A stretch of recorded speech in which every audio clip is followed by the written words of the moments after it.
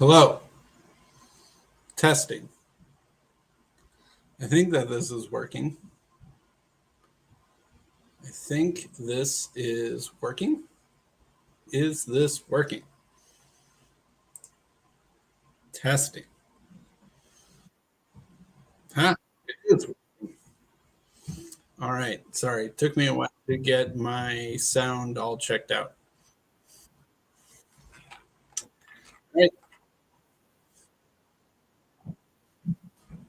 All right. Thank you, Chad, for letting me know. All right. This is weird. I don't normally just talk to myself. Normally, I talk to Hank for a long time and mostly just wait for him to get mad at me once I've gone too far over some line somewhere. Place the link in the chat, bro. All right, this is my first time, okay? First time. Link. I need a link. Huh. All right. Boom. All right. If I just paste this here, can I pin that link? How do I pin that? Do I not have the authority to pin that? If I post here,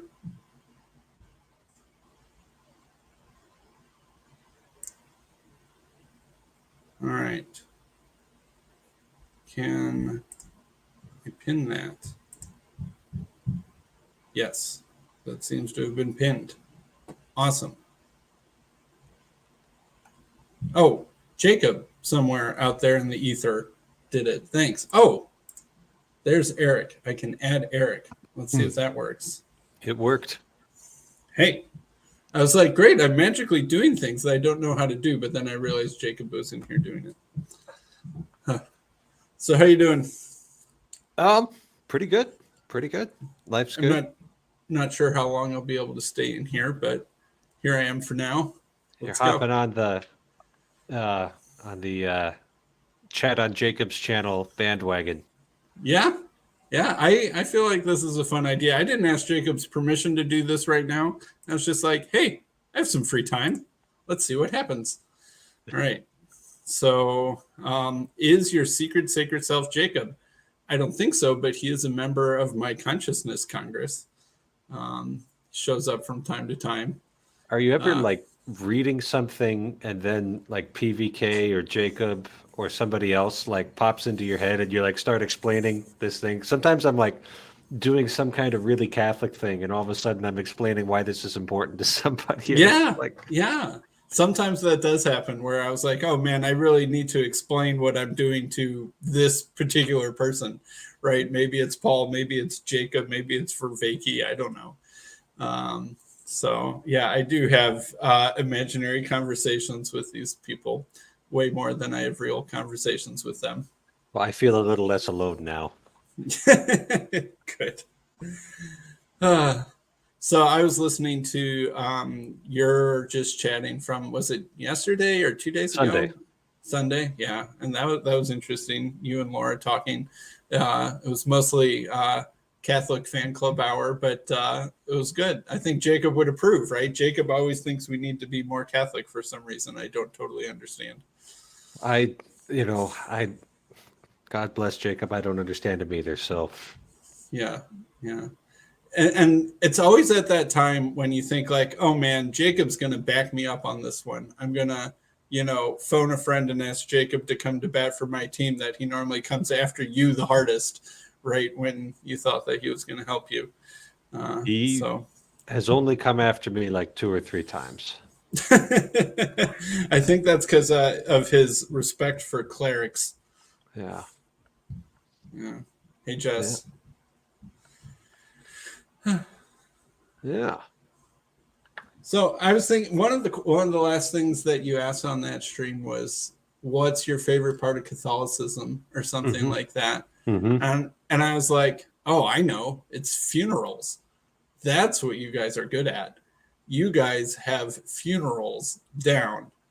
And if there is one thing that I have probably most appreciated from the Catholic Church in my own personal like IRL life would be funerals. And I've been to more than my fair share of Catholic funerals for Unitarian.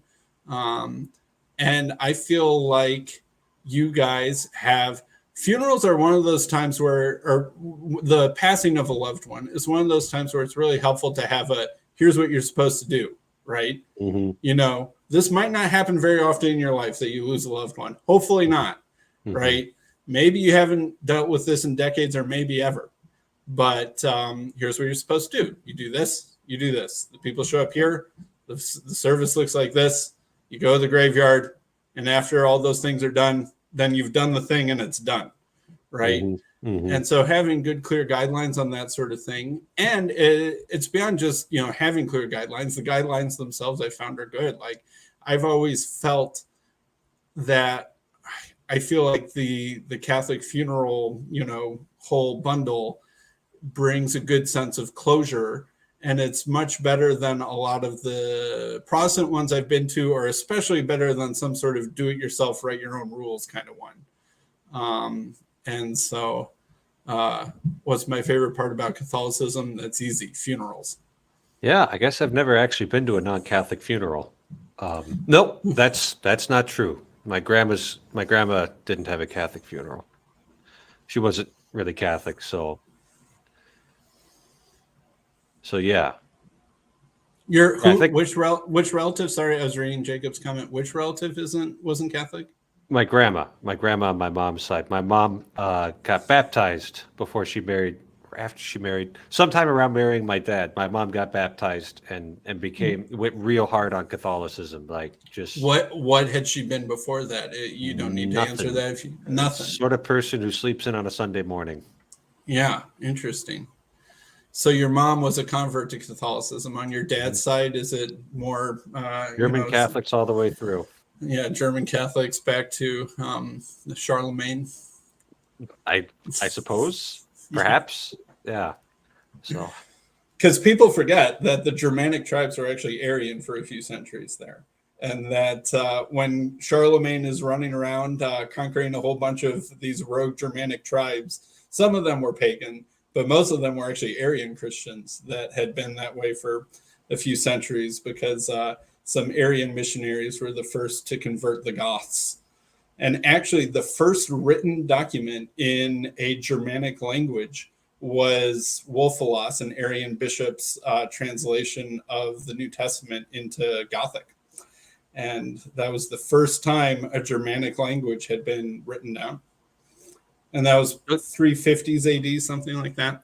So how much did old Charlemagne have to lean on these Arian Christians to get them to accept the new dogmas? Oh, it probably varied from tribe to tribe. There were probably some tribes who were relatively like, okay, we'll go along with the program. And there was probably some tribes that he had to exterminate. And varying levels in between. And when I mean exterminate, I'm not joking. Kings have a way of doing that. Yeah.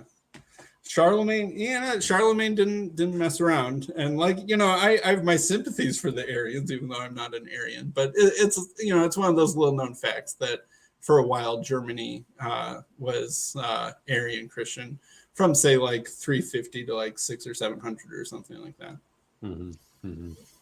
Yeah. Although England, right, the Anglo-Saxons, who are, they had gone to England from, say, Denmark or, kind of that northern coast of Germany, western coast of Denmark, right?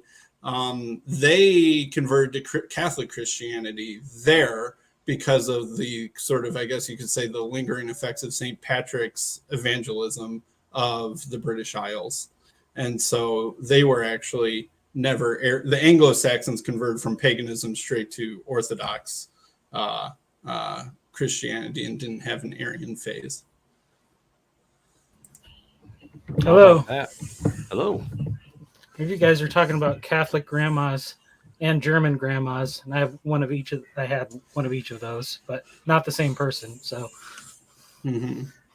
Yeah, I mean, I think I know that Father Eric already knows this, and a decent amount of people already know this. But my whole mom's side of the family has been Irish Catholic since St. Patrick. So I am way more Catholic adjacent than the average Unitarian. And so when I say that I've been to Catholic funerals, I'm not joking. I've probably been to actually more Catholic funerals than any other type. Just because Irish Catholics tend to have lots of kids. At least they did a couple generations ago. And so that makes a lot of my relatives Catholic. Oh, Well, look who it Paul's is. here.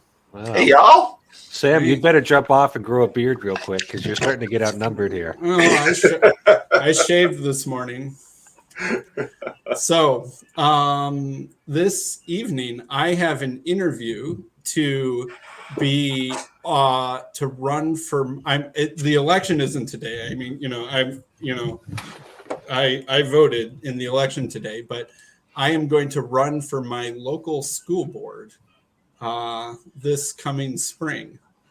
And so the way that my town, I won't mention what town it is, does it, is there's a caucus. This is a little unusual, but it's not unheard of, right? Where there's a volunteer board of people from the community, and then they interview a bunch of prospective candidates, and then they put together a ticket that is sort of like the caucus approved ticket for the school board, and then they give you a little bit of promotional money for your campaign and stuff like that, so your name gets to be on yard signs. Wow. So I am interviewing this evening to be considered by my town caucus to be on the approved school board slate. Congratulations. Your kids aren't even in school yet, are they? My term would start. Sorry, Luke, I might mute you. My term would start the same time that my oldest daughter starts kindergarten, and would therefore then be in the school system. Okay. Yeah. I think you absolutely should. Those local elections, especially for the school board, you'd be the kind of guy I'd want on the local school board. So go for it. Oh, yeah. So I'm just worried about the time that's going to take away from much more important things like chatting on the internet with randos. Yeah, and correcting people's mistaken theological opinions on the internet. I know that all of these people just fall into all sorts of errors without me pumping out my content. But I guess I got to take care of my kids' schools first. That's right. For banishing the Trinity from Orthodoxy, Catholicism, and the vast majority of Protestants in the Western world. Yes. After I have corrected the curriculums at my local school board, then I will continue on my anti-Trinitarian crusade from there. But and that's how Peterson recommends, right? You grow your circles a little bit at a time. So after I've done my local neighborhood, then I'll level up to Christendom. So do you lay all of civilization's woes at the feet of the Trinitarian belief like Jacob does, or just some of them? Yeah, just some of them. Oh, just okay. some of them. One thing that I do hope that we'll talk to Vervaeke sometime soon. I've been having a little bit of trouble getting Vervaeke's attention recently, but I hope to talk to him soon. But he was talking with J.P. Marceau recently. They had a conversation maybe 2-3 weeks ago, something like that I thought was pretty good. And Vervaeke got as anti-Trinitarian as I've ever seen him get. So I have a new ally. But he was basically saying, hey, look, Neoplatonism is the thing that connects ontology to, how would he put it? To go from ontology to normativity or something like that, I think would be the way that he's saying that. Basically what he's saying is, how do you go from your statements about the way the universe is to the way that you make sense of your own place in that and make normative claims and stuff like that. Paul, if you keep twiddling your straw around in that cup, I might mute you too. And that oh man, all right. Well, Luke keeps hopping back on. I might get him back in. And Vervaeke was saying, okay, Neoplatonism played this role back in the day, and you Christians tried to map Neoplatonic concepts onto Trinitarian concepts, but then you guys decide that that was a bad idea. And then you guys decide that you couldn't talk about that anymore or else you would get killed. And so it kind of makes it hard for Neoplatonists to talk with you Christians anymore about that particular subject, because there's this frozenness to the conversation on the Christian side. I'm summarizing his points. Vervaeke used fancier Vervaeke words for that. But that was his point. I was like, yeah, I think that is part of what I've been trying to say. So if I were to lay something at the feet of the Trinity, I would say that it has frozen the conversation on some important subjects because people are too scared to touch it. Can we talk about what I want to talk about? Yeah, okay, Chad. All right, shouldn't we all go around and say what we want to talk about, and then we can vote on who had the best idea? Nope. This isn't an estuary. You're in charge here, Sam. Okay, good. The video I will is... singularly vote. I've voted many times today, but I can vote again. Trinity. I'm in Cook County, so I can vote as many times as I feel like I need to. Speaking of my dead Catholic relatives, they've all voted. I'm just kidding, Internet. I am just kidding. That was a joke. They didn't live in Cook County. Just kidding. I don't have any dead relatives. Yes. They're all just asleep, right? So Jess said, let's talk about Job. And there was a really touching moment where Jacob was chatting with Father DeYoung, and he says, I know a guy who cries every time the book of Job even gets slightly mentioned. And I think we all knew who that comment was about. Or almost anything. Anytime anything gets mentioned, but especially the book of Job. Yeah, we love that guy. We were just talking about Job, Jess and I, about 20 minutes ago, maybe 30. But yeah.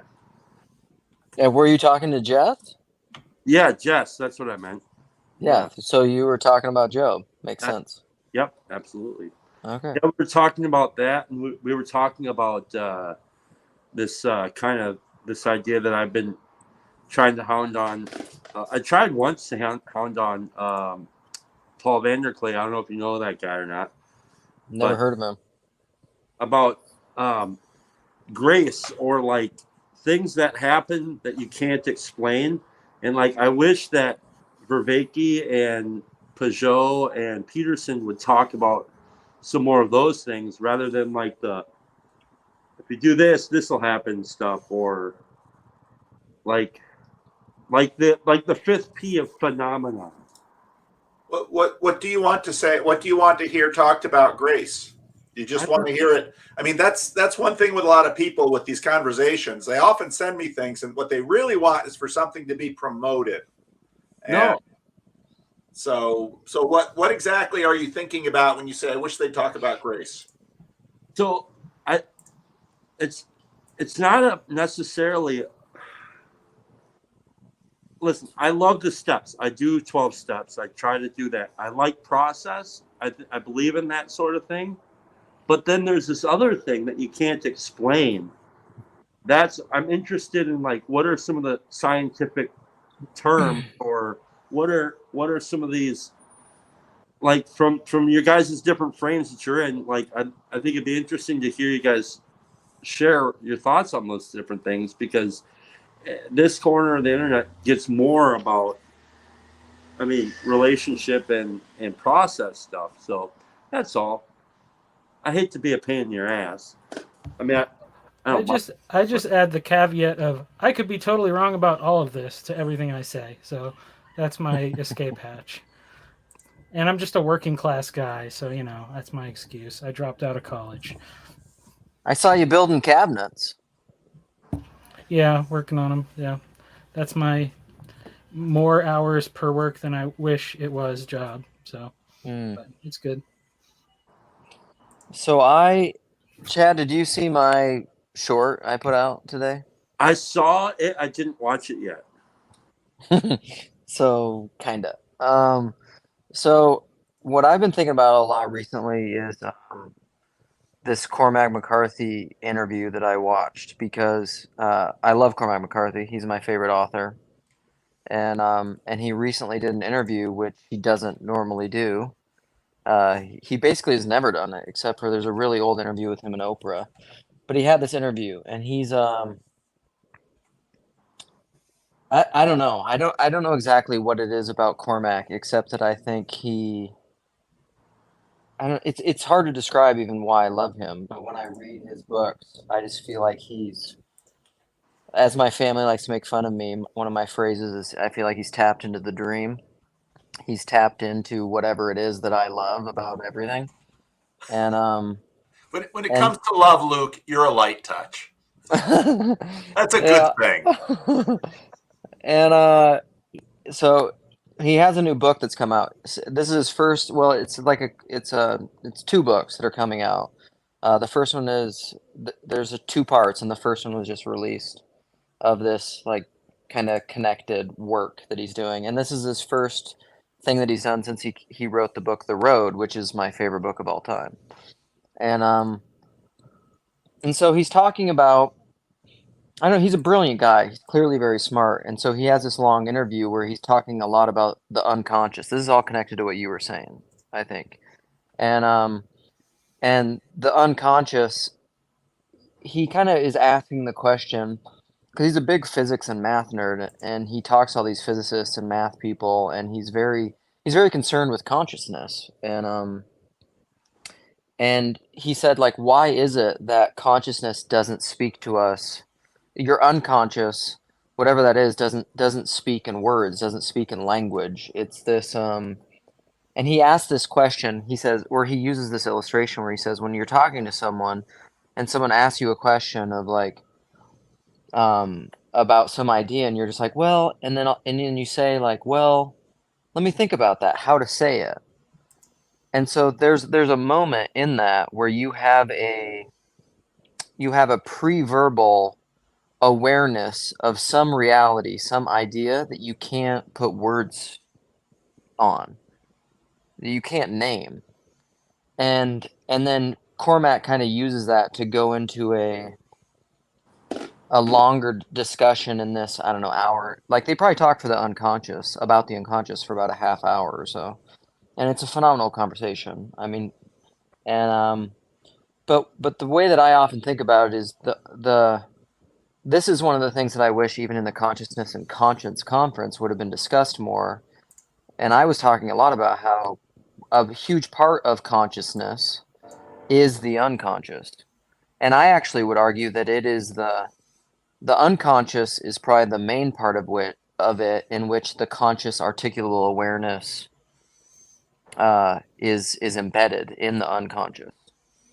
And the unconscious is this it's the dream. That's kind of what I mean. It's this ineffable, irreducible reality that is somehow everywhere present. It's in everything. It's in every naming, but it's not in the name itself.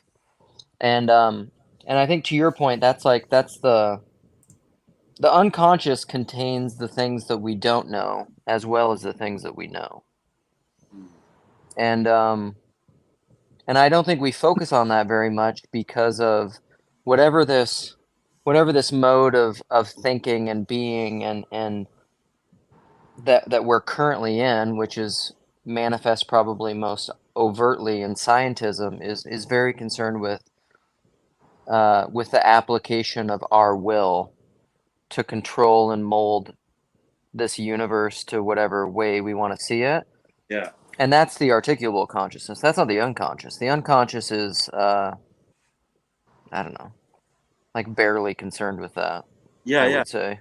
That's kind of what I'm getting at too with my question is we talk a lot about how we assert our will to bring things about, but what about things that are beyond our will? And I don't know, Luke, do you maybe have like maybe a small personal story of something that that can basically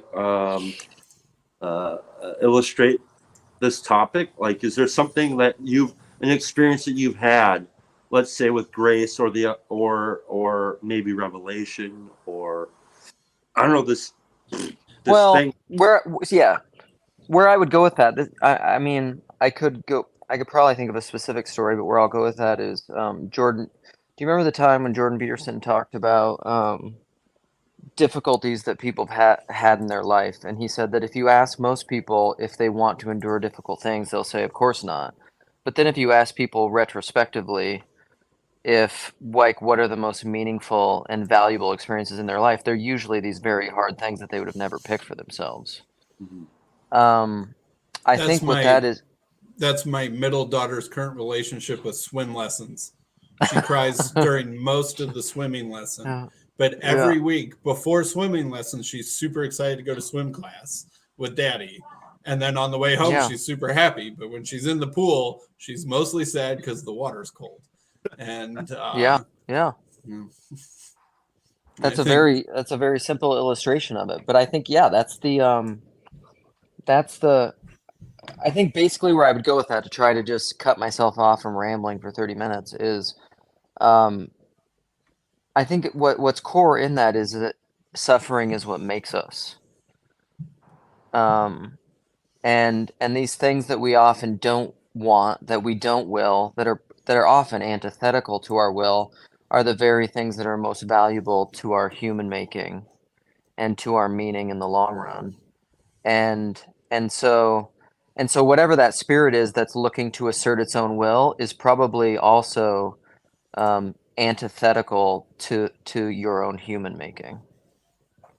Well, and this is where I feel like sometimes I feel like I'm like, all right, Luke is there to bring balance to the force, but sometimes I feel like you go like too far in the other direction, right? Like, oh man, society is too left-brained, right?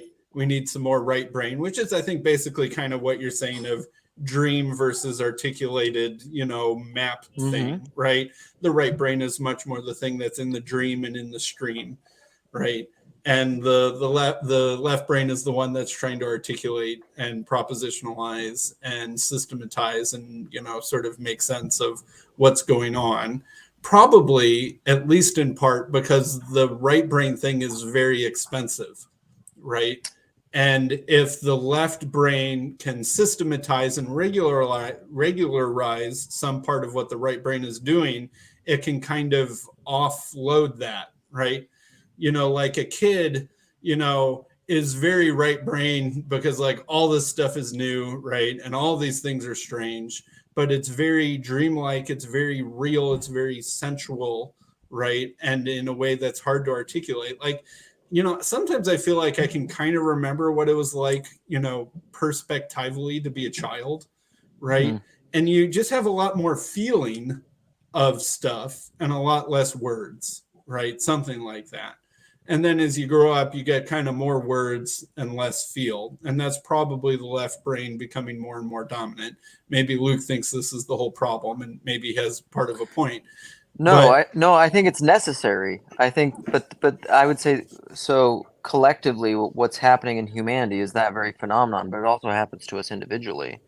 It's part of growing up, is you have to have, well, Peter Rollins would talk about this. You have to have this fall out of the oceanic oneness where everything is integrated, and where you have a distinction from that. It's almost somewhat the self-awareness, the separation from the mother, where I see myself as distinct from that, and then in that comes all this fear and anxiety and essentially, like, extrapolated to the utmost extreme, isolated autonomous individualism and nihilism. But I think that's necessary. That has to happen. But I think where we are collectively in the evolution of consciousness is that I mean, that's what modernity is. But there needs to be a reintegration of that, a reintegration of that separation into something that happens. So, I mean, I think, to your point, I think the left-brained, I'm not like, I mean, this is something people often say, I'm anti-propositional. No, I think they're necessary. I mean, you have to do it, but you have to, this is why I talk about iconic thinking. We need to learn to hold our ideas iconically, where they don't become this static, isolated thing, where they are simultaneously ours, but also submitted to the whole. So So kind of like when we were kids and we would be like, here's a proposition. Let's go play cops and robbers. And then we would go out in the backyard or in the woods with all the other kids. And we were living iconically with our imaginations, and we're totally immersed in that. Like nobody's questioning whether or not, the stick is really, a gun or anything like that. And then as they're playing, like things start to emerge out of that play. And even though it's imagination, like I guess that's part of what I'm saying too. Like how do we something like childlike faith or something? I don't know if am I Yes, buzzing? yeah, but no, I know what you're saying, Chad, but you have to, that child though is not like they don't know who they are. It takes the fall, it takes the loss, it takes the complete isolation from that kind of integrated, to use like Charles Taylor's language, it takes the isolation from that porous self, from the sacramentalized, well, not even sacramentalized, the enchanted kind of mystical world where there is no distinction between you and the world and the gods. It's all just one thing. But within that, like, who are you? That's what's happening in the modern consciousness, is an isolation from that, and then a willful, voluntary reintegration in that I think happens through self-denial and suffering. I mean, that's the henosis by kenosis thing. I think Yeah, I was going to say, like, we talk about like the kingdom of God, it's already, but it's not yet. And Yeah. the right brain sees the already, and the left Yes. brain sees the not yet. And if you don't, Yep. and you can get trapped in either one. If you are all left brain, you're going to be depressed, and if you're all right brain, you're just going to be a useless hippie. But you have to have both to like. You have to have disorganized and almost like a schizophrenic, almost kind of. Well, yeah, sense. Just those are the people that just are living so experientially. Their heads in the clouds. But if you have both, you can bring that wonder and glory into the mundane things of everyday life, and then you can relate that to those who only have the mundane things and show them the wonder that you see in it, and that'll make the world a better place. Yeah, I was thinking about that. There was this Dale Allison is a New Testament scholar, and he's written a book recently about spiritual experiences.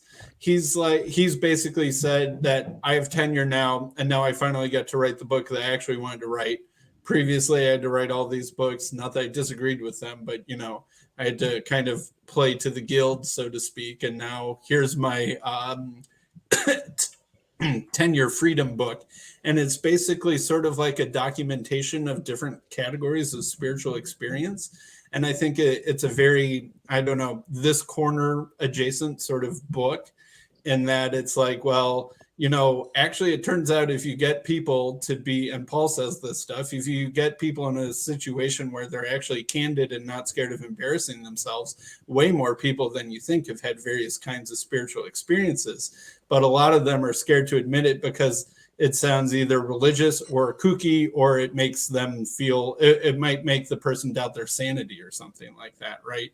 So they kind of keep them to themselves and maybe even repress it within themselves, because they might even wonder if they themselves are insane.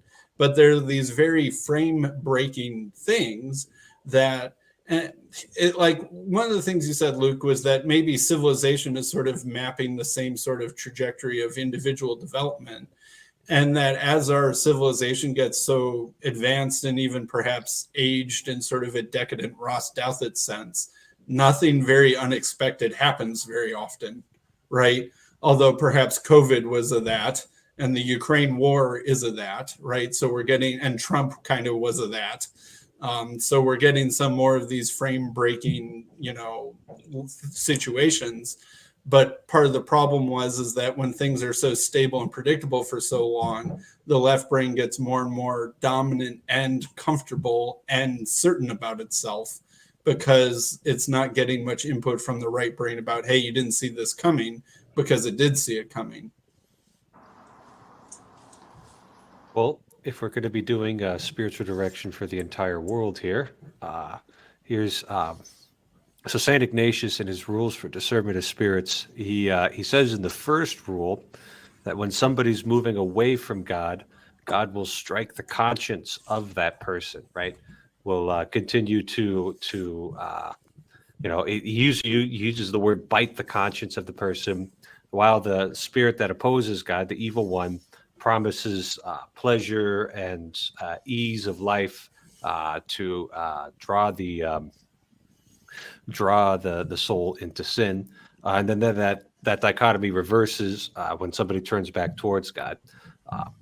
So maybe just all of the anxiety and breakdown of the West right now is just a little bit of spiritual direction from God, biting our conscience and trying to turn us back to Himself. Yeah, that makes If you want to know about grace, Chad, Saint Ignatius's rules for discernment of spirits, that you might find that interesting. I could recommend a few books that would be friendly for beginners. Yeah, could you, if you have the time, could you send that to me in a link on the old Discordioni? Sure. Cool. Yeah, I don't know. It's just a topic that I really find interesting, and thought I'd just ask you guys. Okay, all right. I'll just tell you the experience I had that has me really thinking about this. I did a lot of process through the 12 steps, and I had at the time what I would have called a relationship with God, and a God that made sense to me at the time. But it was still kind of like I don't know. It was kind of like I don't know, rooted in something like my will, and then and it was definitely rooted in the process of the steps, and the idea of seeking was kind of like the pivoting thing for there. And then I was bothered by the Christianity thing, and I know, like, all you guys know, like, the story I've told before, where I was bothered by Christianity, and I didn't understand what those weirdos were talking about and how they could believe in Christ. And then and so I went out and I was listening to this audiobook of scripture, and I heard the story. Uh-oh. I'm back. All right. I heard the story of Legion, and I had like this knowing. It was weird. Like, it wasn't like this mechanical thing. It's just like I was here in one moment, and then in the next moment I'm like, boom, like I believe in something in Christ. It was just this really strange thing, and that's what I'm talking about when I'm talking about grace, or kind of like revelation. Like, it's something like beyond the will. And Yeah. so, yeah. If you want to talk about grace beyond the will, we'll have to get a Calvinist on here sometime.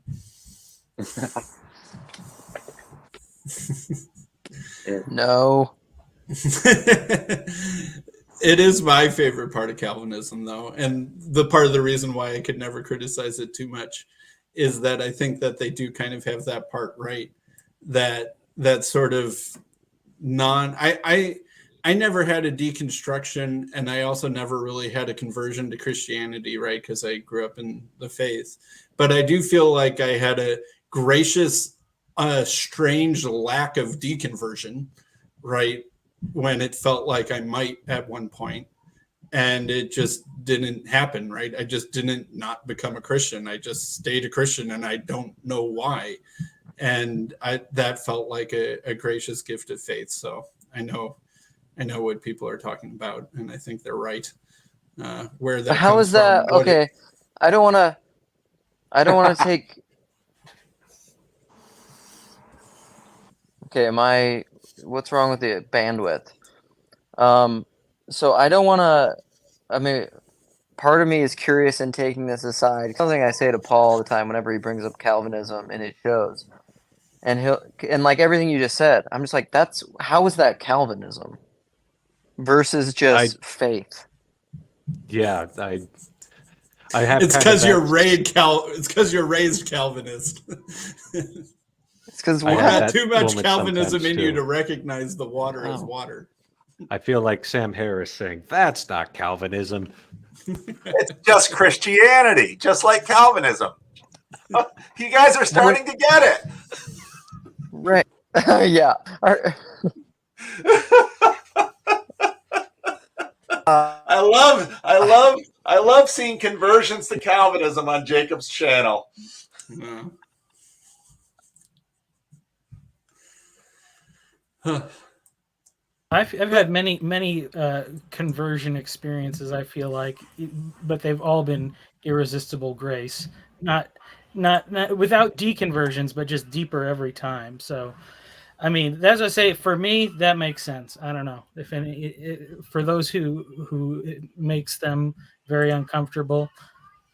I don't know. It works for me. So, So, do you guys have any dudes have, like Paul, do you have any of your own personal stories that are not on the, it doesn't have to be a conversion thing, but something like this, like a something is revealed, like that you can't explain that it was revealed?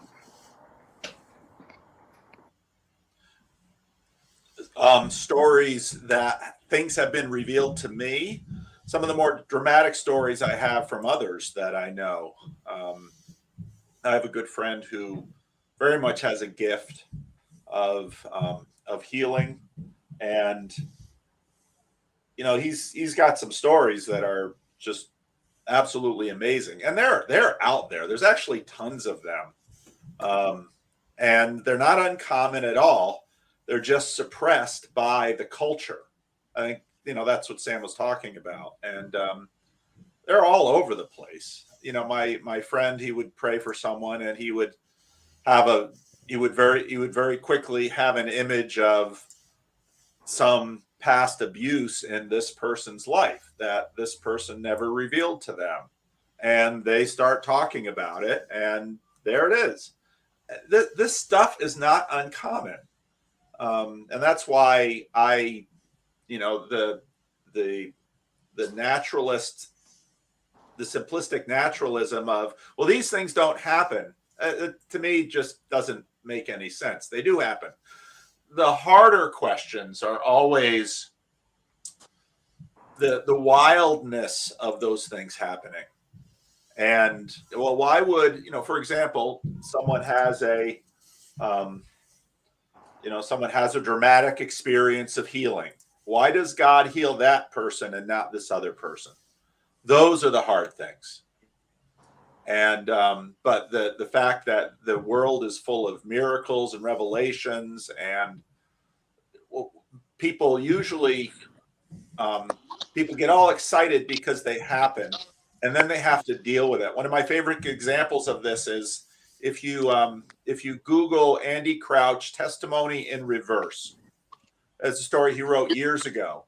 A nice little evangelical boy or young man who is fallen in love with a girl and has to make a decision about where to move and to keep up the relationship, and earnestly praying to the Lord, Lord, speak to me, Lord, guide me. And he hears an audible voice, and he had never heard an audible voice before.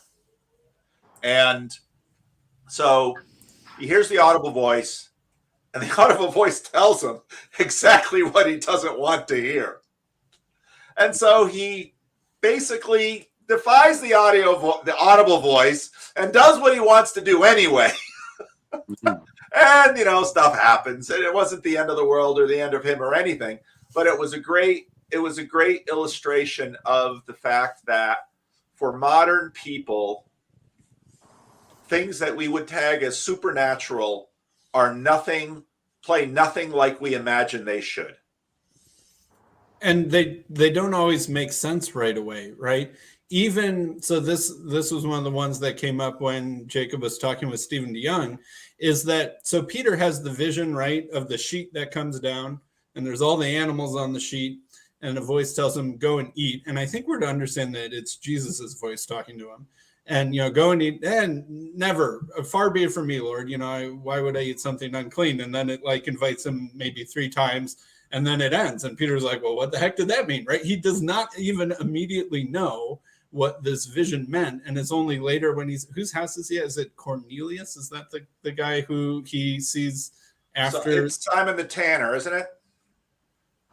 It's Acts Yeah, chapter 2 anyway. Simon the Tanner's house, and then he then he goes to see Cornelius. I passed my Bible Yeah. knowledge test the first time in seminary, which was unusual. Right. Well, he's at a Gentile's house, right? And and they're speaking in tongues basically. And then it clicks for him, oh, I can baptize these Gentiles, right? And that's what the thing of the sheet lowering down meant, right? And so, even Peter, who gets a vision straight from Jesus, it's not even immediately clear necessarily what the vision means. And so if that's such an archetypal case and such an important case, it should be remembered that even spiritual experiences don't necessarily have an obvious interpretation with them right at the time. Well, and look at the Bible. Okay, so let's say you're a Protestant, dyed-in-the-wool, Bible is the word of God, biblicist is all get out. Okay, now what? It's Mark Twain's. It's not the stuff I don't understand in the Bible. It's the stuff I do understand. I mean, and okay, back to Calvinism, and which I think is Christianity. Our problem is not that we don't know. Our problem is we don't like it. And so we rebel. I don't think Father Eric has any problem with that idea either. So the going on and on about revelation and healing, in my experience, that's never the issue. The issue is God gives us things we like, and God gives us things we don't, and we have to deal with that. And that's the hard stuff. He doesn't really respect our desires in terms of timing on these things. Right. So like when I was thinking about being a priest, I was in high school and I was just praying so hard. Just tell me, Lord, just tell me. And I'm pretty sure if he had just told me, I would have been like, no, I'm not doing it. So that's 2 out of 3. Yeah, right. So what do I do is as I go to seminary and he continues to not tell me until my 4th year.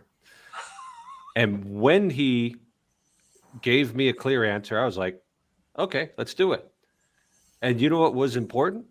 Those 4 years that I was in seminary and I was taught some things, I was revealed some things about myself. And by the time I felt like I had that call, I was actually ready to receive that. And so I think that's got to be an important part of grace is that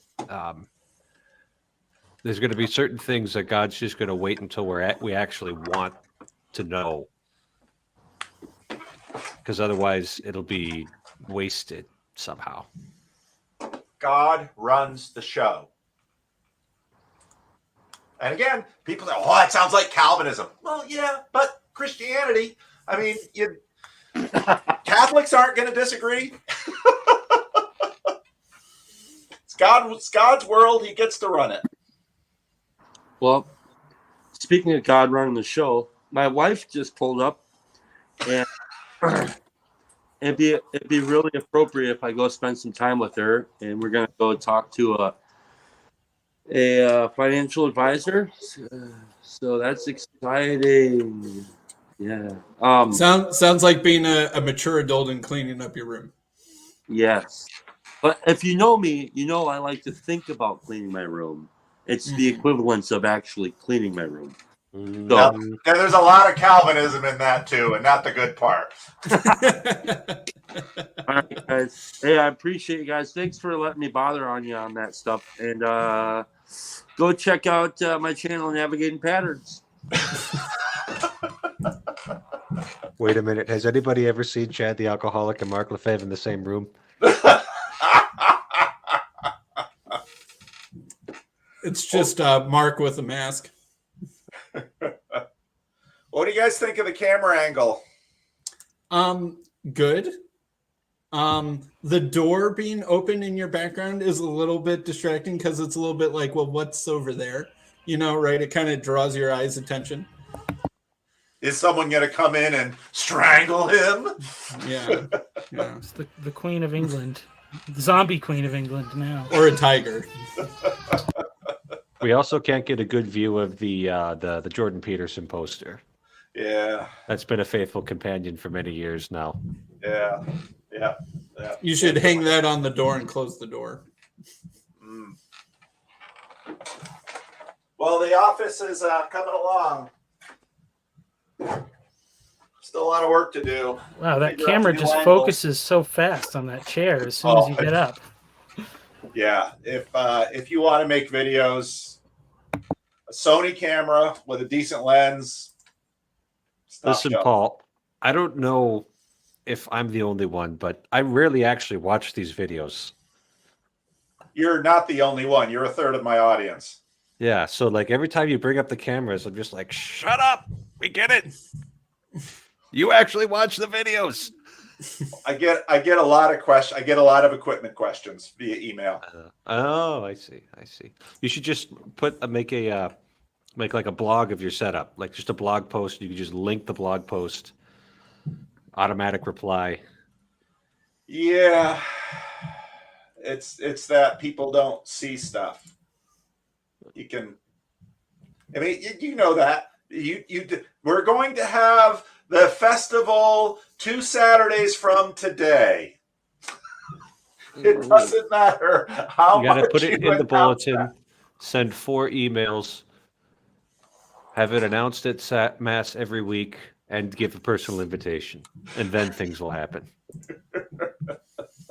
I get it. Every line of communication has to be covered.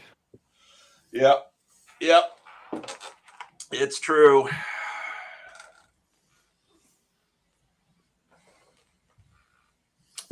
Father Eric, can you tell me what the significance of the gift shop is to the Catholic Church? Because most other churches don't seem to have those. Probably we need. Oh, the evangelical this is mega it. churches do. This is it, right? There's all sorts of people who are having nieces or nephews or grandchildren or such going through First Communion. And they're like, where can we get a nice rosary? On top of the Right Vatican. here. I've been there. Yeah. I was surprised to find a gift shop at the top. Oh, yeah. And my great granduncle's still in purgatory. How do I help him out with that? It's astonishingly easy, except on one point, to earn a plenary indulgence these days. You can piously meditate on scripture for 30 minutes. Boom, plenary indulgence. You can pray a rosary in communion and offer prayers for the Pope. Boom, plenary indulgence. We are still within the octave of the of All Souls Day, so you can offer a certain set of not terribly difficult prayers for the dead, and boom, you can get the plenary indulgence. Is this And inflation? I guess. Yeah. I think the It idea seems so is hard in the medieval period. I mean, it's like, my grandfather made $200 a year, and now, $200. yes, indulgence inflation. Yeah. Those poor But the guys. really hard thing about It's it just is the cheapening down of the faith. You got to get hard and weird again. Steeper slope. Your slope's No, way too flat on the indulgences. the hard and weird part's coming up. In order to actually get a plenary indulgence, you need to be free of all attachment to sin. How do I do that? Very carefully. Ask a Methodist. Yeah. They have a method. Are there still any Methodists who do the method stuff? Like, is that just completely decadent and gone, or are there still is there still some actual fire over there in the Methodist fireplace? Because that was a pretty cool thing for a while. Real Methodism has never been tried.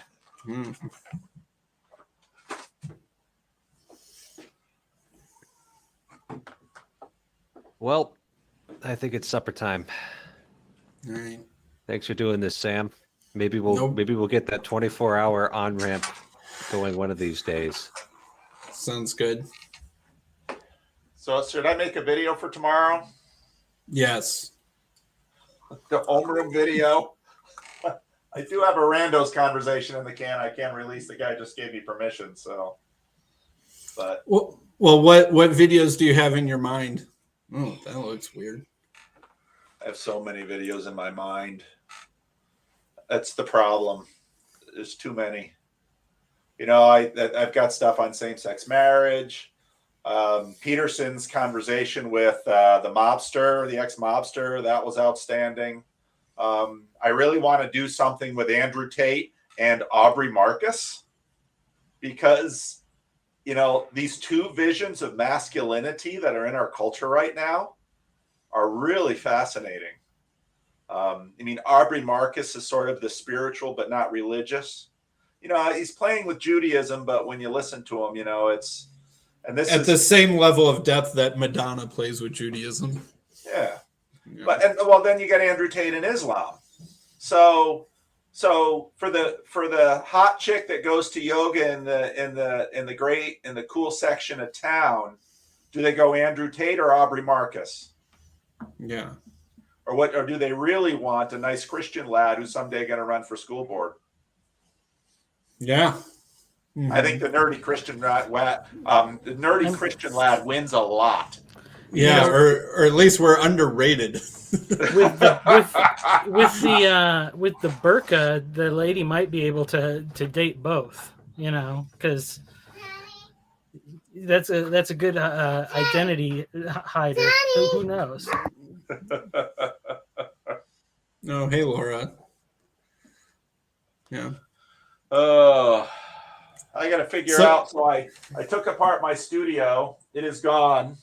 The equipment is in solution. I have my nice new 43-inch 4K gaming monitor, which is awesome for Logos Bible software. Yeah, I bet. You know, that's why I bought it. You got the Hexapla. It's Origins Hexapla is back. It's like newsprint, baby. It's just like that's cool. Whoa. Multiple columns. Want to have 8 books open? Just boom, boom, boom, boom, boom. Oh, I still got my old monitors. They've got duty to do for other things. So, all right. Question while I have your attention: what event should Chicago do next year? We've talked about it a little bit, but we don't have any real concrete plans in the works yet. Because part of us is like, oh man, maybe we could do something bigger. But then it's like, we don't want to overextend ourselves, and we don't want to get ourselves committed to something that's more work than we'll be able to pull off well, right? Because even the thing we did last year was kind of at the edge of what we could pull off, as you maybe noticed. And so, like, you know, we could be more intentional and have some help from beyond just the Chicago meetup, and talk to Cassidy and mute your YouTube, Jess. And talk to Cassidy and whoever else would be willing to help out with that. So what do you think should be the Chicago Meetup's goal for an event for 2023? Yeah, well, what is your goal? Well, you know, I mean, Chicago has some unique assets. We have, you know, a long-running committed meetup estuary group with people who are willing to put in some time. We are one of the easiest places to get to on planet Earth for a large number of people from a lot of different places. And we're not super expensive once you're here, all things considered. And so that opens up a lot of possibilities. But, you know, do we just want to have Thunder Bay with O'Hare Airport making it more accessible? Or, you know, do we want to do something else? I don't know. Yeah. You could do it in Kansas City and have better food. I don't know. We have some deep dish. We had some deep dish and some Italian beef at the Chicago event. It was pretty good. I mean, it wasn't Kansas City. Kansas City barbecue, but we have our own stuff. All right. It's, you know, so Vendong is working on basically Thunder Bay 2.0. And he's got some interesting ideas about the 4th, because in Southern California, even in the CRC, you know, if he could if you could get someone like, not a lot of people are going to say this, so I don't think I shouldn't say it. But anyway, he's got some interesting ideas. A lot of it has to do with, basically what kind of resources you have, and then how much if you can do something big enough and get away with charging $200 a head or something like that, do it that good. I mean, it's sort of the, how much do you want to scale, and how big do you want to make it? But there's risk in that, of course. But Chicago, I mean, the asset of Chicago is that everybody can get there really easy, at least in North America. So Kansas City. Last year's event was lovely in terms of there was lots of time to hang out with people and to meet people, and And it was the first of it was the biggest one up until that time. Yeah. So that was another good part of it. Like a dream that I have, there is a Catholic monastery that is mostly abandoned at this point, relatively near to where I live. And you can't, or at least before the pandemic, you could rent out the thing. And I'm not sure if they've opened back since, but presumably they'll get their act together and make that a thing. And basically you can stay in the former monk rooms as, dorms for an event, and nothing screams meaning crisis like an abandoned monastery. Right. And it's like 20 minutes from O'Hare, and there's hotels nearby if you don't want to stay in the monastery and stuff like that. And I would love to have, an event that had a couple big names from this corner, like Jacob says we should have a Catholic, and have an immersive stay in the same place, 2 nights, 3 days kind of thing. That's probably a couple $100 a person, right? And has headline speakers and workshops and time for people to go outside and circle or whatever, and a couple estuary sort of things. Like we can imagine the sort of stuff that would be in there. I don't need to go into too much detail, but that's a big thing to do. And once you're in charge of people's housing, that's an extra level of responsibility and risk that goes along with that responsibility. And, like we kind of fronted the cost for the Chicago event last year, but I don't think we fronted more than $1,000, right? Which is relatively easy in a meetup group. But to do that sort of thing, you would probably need to front tens of thousands, if not hundreds of thousands of dollars for all of that sort of stuff. And that, maybe not $100,000, but, 10. And that's, a different level of complexity, organization, and risk and planning than, I would love to have that happen. But also, I'm not sure if I want to devote 20 hours a week on it between now and when it happens to make sure it happens correctly. That's the key. And so Catherine obviously devoted a tremendous amount of time and energy. She, of course, recruited her children to help, which is what a good parent does. But if you start doing the metrics, if you have 200 people at, let's say, $200 a pop, you're looking at a $40,000 budget. You can do a lot with that, but you're exactly right that the real key question is, do you have the organizer who's going to devote the amount of time to really putting the event together? And so that is the question. Do you want to go with an event similar to what you did, sort of a low-level event? And that type of event is absolutely cool, and we can still do those events because we're not swamped with people. I don't know if we ever will be. I don't know that we ever should want to be, but we can.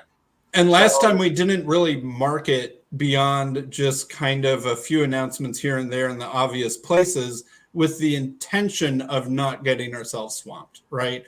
And so it's something like an inside secret to even know that it's happening or it exists. Right. And so that's one way that we could do it, but I don't know. But that's going to limit. I mean, I'll come out.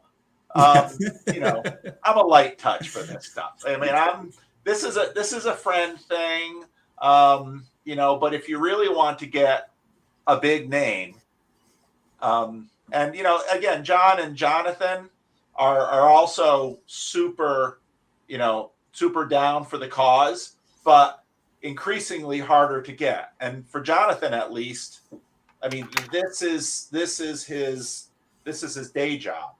For John and I, we have a degree of flexibility because we have day jobs apart from this. And it's, in planning this with John Vendonk, I told him, I said, you're going to want to think about, as we go forward, you want to think about paying decent honorariums, airfare covered, all those things. And if you go that way, then you're up into the $40,000, $50,000 budget range. But that's risk. And so, for example, Vendonk in Southern California, to one degree or another, he has a church behind him. John's also a big risk taker. That whole Europe thing, that was just one risk after another. So it's a hard question, but I think either way is legitimate. Mm-hmm. Yeah. We'll see. It's also, though, I mean, if you're going to go to the $40,000, $50,000 budget thing, then it's also a lot more planning. So John is working really hard to try to put something together in the spring, because you're going to want to do publicity. You're going to want to have people travel in for it. And there is the case, which Cassidy thought of, when we did, when we said we were going to do things other than the German festival, that impacted ticket sales for the German festival, because some of the people in the Netherlands knew they were just going to be able to see me in the Netherlands. Now, what happened in the Netherlands and what happened in Germany were two different things. Germany was quite a bit more extensive than what we did in the Netherlands, but how committed are people to this? Mm-hmm. And then I guess another question that I had for you. So let's imagine we're having this sort of event where we invite, 3 or 4 headliners, right? How do we balance, because our last Chicago event was pretty Christian in its focus, right? Mainly because it was you and Bethel. And then we had, Parker and Aaron Wren, who are also, specifically Christian podcasters. So it was a very Christian focused event, even though our meetup that's hosting it is maybe half church attenders, right? And so how do we sort of balance that out in a way that feels natural and interesting and not superficial or like bait and switch evangelism or something like that? It's a good question. And I think that, that question is, and it is sort of a challenge to this little corner of the internet. A lot depends on, so my meetup is mostly not churchgoers, and your meetup has a lot of Christians. And that's, I think, part of why, when I think about the different meetups doing different events, there is going to be a diversity. And if, let's say, Joey and Rick and Tyler and some of the others in my local meetup were to put together something, or Raj, who's, his picture's been in some of the thumbnails I put on. I mean, he's been getting into his Sing roots, his Sikh roots. He might want someone from the Sikh community participating. That then would, add a whole different flavor to, say, something we would do in Sacramento. So I don't think it's necessarily bad that, let's say, certain events put on by certain estuary groups or hubs are somehow more Christian or less Christian. I think as long as there's a diversity among the events, that's helpful. Yeah. Thunder Bay is a pretty good model to model this after, right? Like, I think so. Catherine did an amazing job, and it's this is another video idea. I might, because I'm talking about it, I might just make a video on it. I've been watching some. I've been getting a little bit more pushback lately from some things in the Christians in the comments section. they pointed me to some Christian YouTubers, and then, you know, actually that little kind of throwaway thing after watching Jacob and Stephen DeYoung on Jacob's channel, you know, Jacob's pretty outspoken in terms of his ideas about the Apostle Paul and Christianity. He doesn't pull his punches.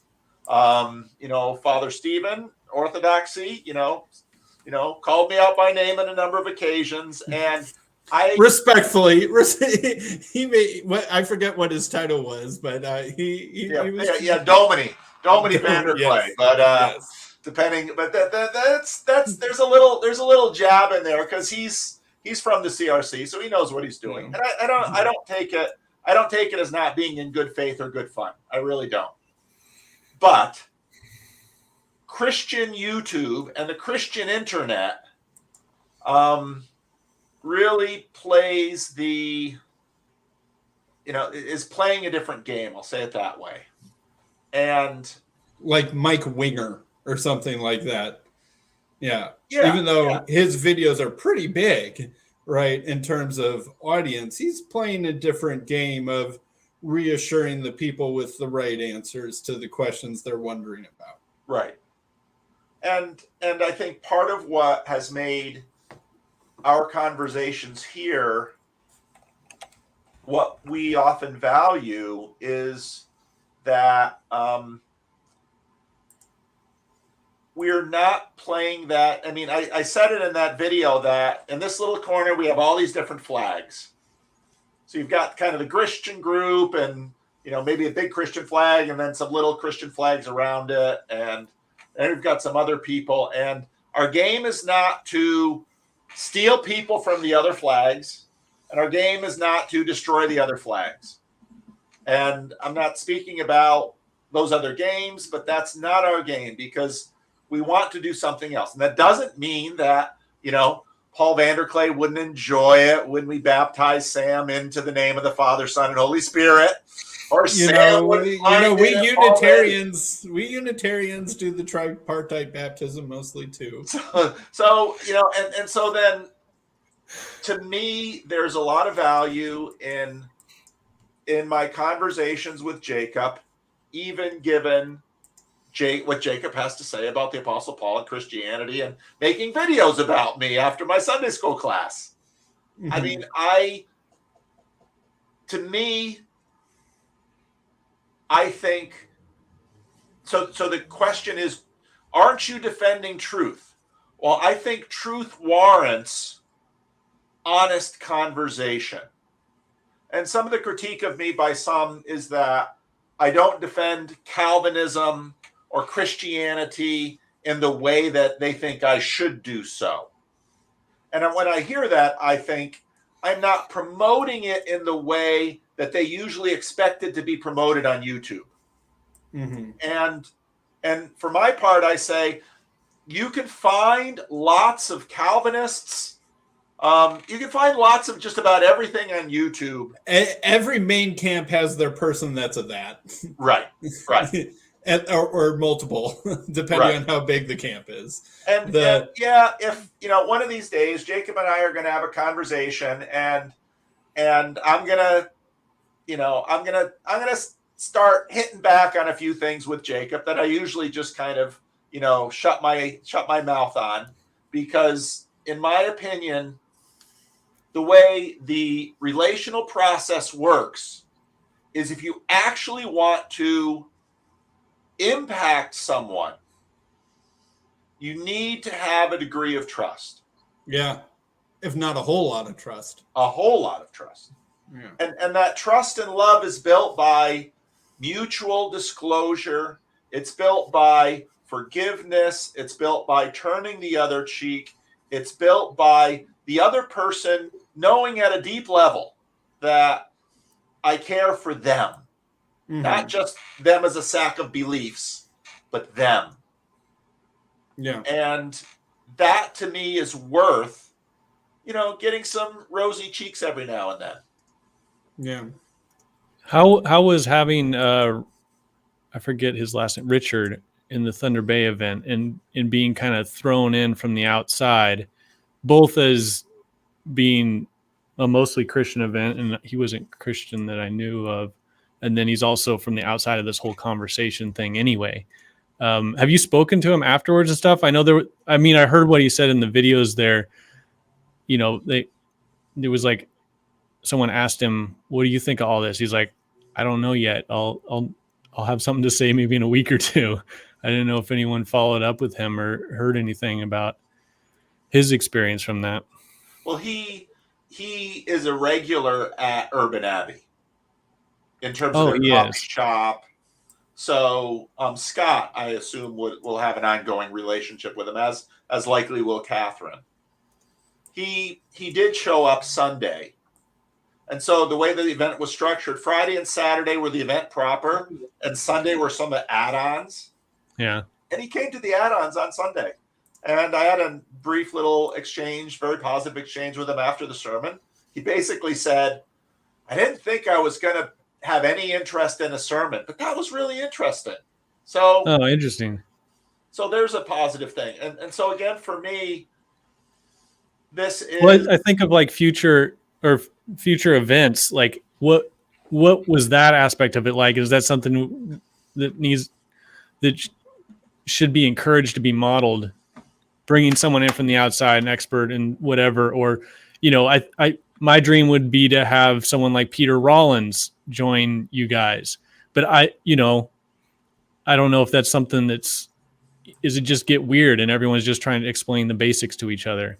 Well, there certainly was some of that, in that I think for the first day, Richard was like, what have I gotten myself into? Who are these people, and why are they already in the conversation and I'm an outsider? But I think we worked on that, and he was very charitable and very open. And again, partly because there's a degree of commonality between he and John Vervaeke that I think he had an experience of something that he never expected, but I think he was very impressed that, wow, these people are getting together and they are doing something really cool. Something that, you know, I think he probably would have said he would have liked to have seen a lot more of that stuff happen in a university environment. But you had I think a real credible searching for the truth. And I think if Catherine has to decide if this is going to be an annual event or a biannual event. Catherine's got a bunch of decisions to make, but they're working on it. And this whole thing that we're doing has always been a project like this. None of us have ever known where this thing is going. Yeah, that's true. I feel like the winding down of rebel wisdom has probably diminished from this little corner a little bit, in terms of tilting the balance more in a very Christian-centric direction, whereas they kind of had their tentacles out into, integral new agey psychedelic-y places that, added some diversity and different kind of topics to the table. And I feel I'm a little worried that we're going to collapse a little bit too insular, just being sort of like the very religiously focused lingers on of the Jordan Peterson IDW wave or something like that. Yep. And we have long attention spans. If anything, we've already proven our ability for long attention spans. But that's something that I worry about a little bit. Just as we were concerned that the Christian thing was getting too powerful, who comes into the room? Am I invited in this conversation? I mean, I don't want to barge in. No, we're just talking about Job. Just kidding. Okay, I have to say, I am... Sorry. I have to say, I haven't been listening because some of us do actually sometimes have to work. Oh. But my discussions with Father Stephen, I'm trying to figure out where exactly his description of Orthodox Christianity is outside the lines of Orthodox Judaism, and we're having a very hard time figuring what that would be. Besides pork eating? Well, you let Gentiles eat pork, right? You're fine with the no hides eating pork. not only am I fine with it, rabbis would tell Gentiles that they should not eat pork. Right. Sounds like Paul of Tarsus. No, so this is the thing. Like, so yeah, no. The funny thing That's exactly what he tells Gentiles. is, that's Yes, the it question, is. Paul. You're misunderstanding. No, honestly, because there is no version of Judaism that ever thought Gentiles should not eat pork. Okay.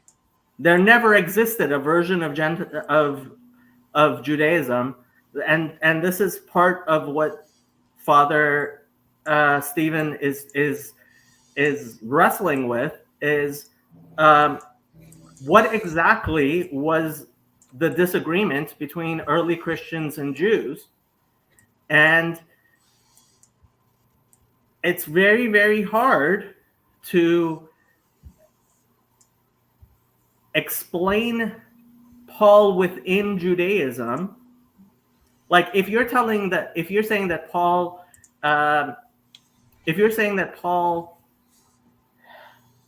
told Jews not to eat pork, that they could eat pork, right? He didn't do that. Well, if you're saying he didn't tell Jews that they can eat pork, then what exactly is the disagreement here? And I think that perhaps the disagreement is more about how the Jews within Christianity should behave and be treated rather than the non-Jews. What do you mean? Right, by saying that Jews within Christianity can maybe now not need to circumcise their children and be able to eat pork, etc., and have full table fellowship. No. Okay, so Sam, that is the question. The question is, can Jews who become Christians eat pork? Right. And so that's why I was saying perhaps the bigger disagreement between Christianity and Judaism was not how Gentiles should behave, but how Jews should behave. Right. No. That is okay. So if you're believing in, if you believe that Paul wasn't preaching that Jews can eat pork, where's the disagreement? Right. So I guess one question that I would have for you. So, right, in the book of Acts, we hear about these God-fearers, right? Yeah. Gentile synagogue attenders, or at least supporters. And it's a little bit unclear what sort of role those sort of Gentile God-fearers had in those synagogues, and what was different between the way those Gentile God-fearers would be treated in a Christian congregation than compared to a non-Christian Jewish congregation at the same time. And you've made me scratch my head, and I'm not quite sure what that is, but there does seem to have been something. And it does seem like the God-fearers had a little bit fuller sense of belonging and participation to a Christian church than they did to a Jewish synagogue in the first century. But I'm not entirely sure if I could point to exactly what that is. And I'm a little bit confused on that. Honestly, I think that the difference is that Paul was, and again, I cannot represent what Father Stephen is thinking, because he himself, I think, is wrestling with a lot of this stuff, and I don't know what he's thinking. What I will tell you is, if you understand it the way I understand it, which is Paul was preaching there is no difference between Jew and Gentile, which Mr. Vanderklay doesn't want to believe. I mean, I think he was preaching then in eschatological sense. And then that brings up the whole semi-realized eschatology stuff. But I think that he was more when he says there's no Jew nor Greek, Gentile, woman, man, woman, Man, etc. yeah. Right, slave free. I think he means that in some sense applying to now, but he mostly means that in an eschatological sense. I think that in the resurrection with spiritual glorified Christian body or spiritual glorified, resurrected bodies, that A, you don't really have an ethnicity, and B, you might not even really have a gender. Which that's one of my weird takes on that, but that has implications for the present, even though the central focus of that statement is eschatological. When I read Paul in the New Testament, I very much see sort of a two-track system, the Gentiles and the Jews. And he's got different rules for both. He circumcises Timothy. And he can, and a lot of the question, a lot of the friction between does happen over, if Jews and Gentiles are now both people of the God of Israel, how do they actually relate? Let's see, when they eat or when they're together in a church. Those are kinds of issues that they're dealing with. Paul, I don't see Paul as abolishing the Jews or even Vanderclay. the law for the Jews. And I'm going to call you Vanderclay because it's going to get too confusing talking about Paul. Or we can call him Ball. How about this? We call you Paul and we'll call him Ball. Fine? Doesn't Ball just mean Lord? So it does. It does. Yeah. Yeah. So Luke says, can Jews who convert to Christianity eat pork? As a rule, no. Look, if that's your rule, that's a very different rule than Christianity has been teaching for 2,000 years. Second, there is no understanding of Judaism at all, which includes the books of Isaiah, Ezekiel, and Jeremiah, and basically the entirety of our Bible, which does not have the God of Israel be the God of the entire world. I get that. That's just not a... No, but how... So when I listen to you talk about basically Noah's covenant, Yeah. the Gentiles can come under Noah's covenant, and the Jews continue to come under Moses' covenant. I don't see that too far away from some of what Paul is doing. I don't see it at all far away from what the Jerusalem Council and James seem to have said in Acts 15, and how Luke seems to be presenting Christianity in Acts. So I guess here's the question, Jacob.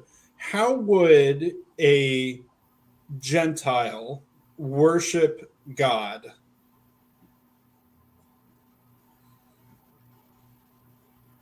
The same way they were always worshiping God, which included bringing sacrifices to the temple in Jerusalem. Right. So through the Jerusalem cult, and I'm not using cult in the negative sense. Right. I'm using Atem tihu li mamlechet kohanim. You shall be for me a nation of priests. There is a priesthood of Israel in the world. Right. So this is. Go ahead, Paul. I think you know. But the Gentile eunuch. Okay. I mean, so Acts chapter 6, the Ethiopian eunuch. Right. He was likely castrated because he was a slave of a royal household. He goes to Jerusalem. He's very much taken by the God of the Jews. Goes to Jerusalem. He will not worship.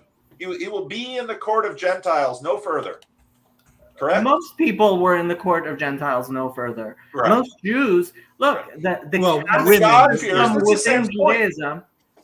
caste system within Judaism is a real hierarchy and a caste system. I was just going with a and so client this of is mine part of the distinction, Jacob, though, is that Christianity removes the Jewish caste system in terms of access to God for worship.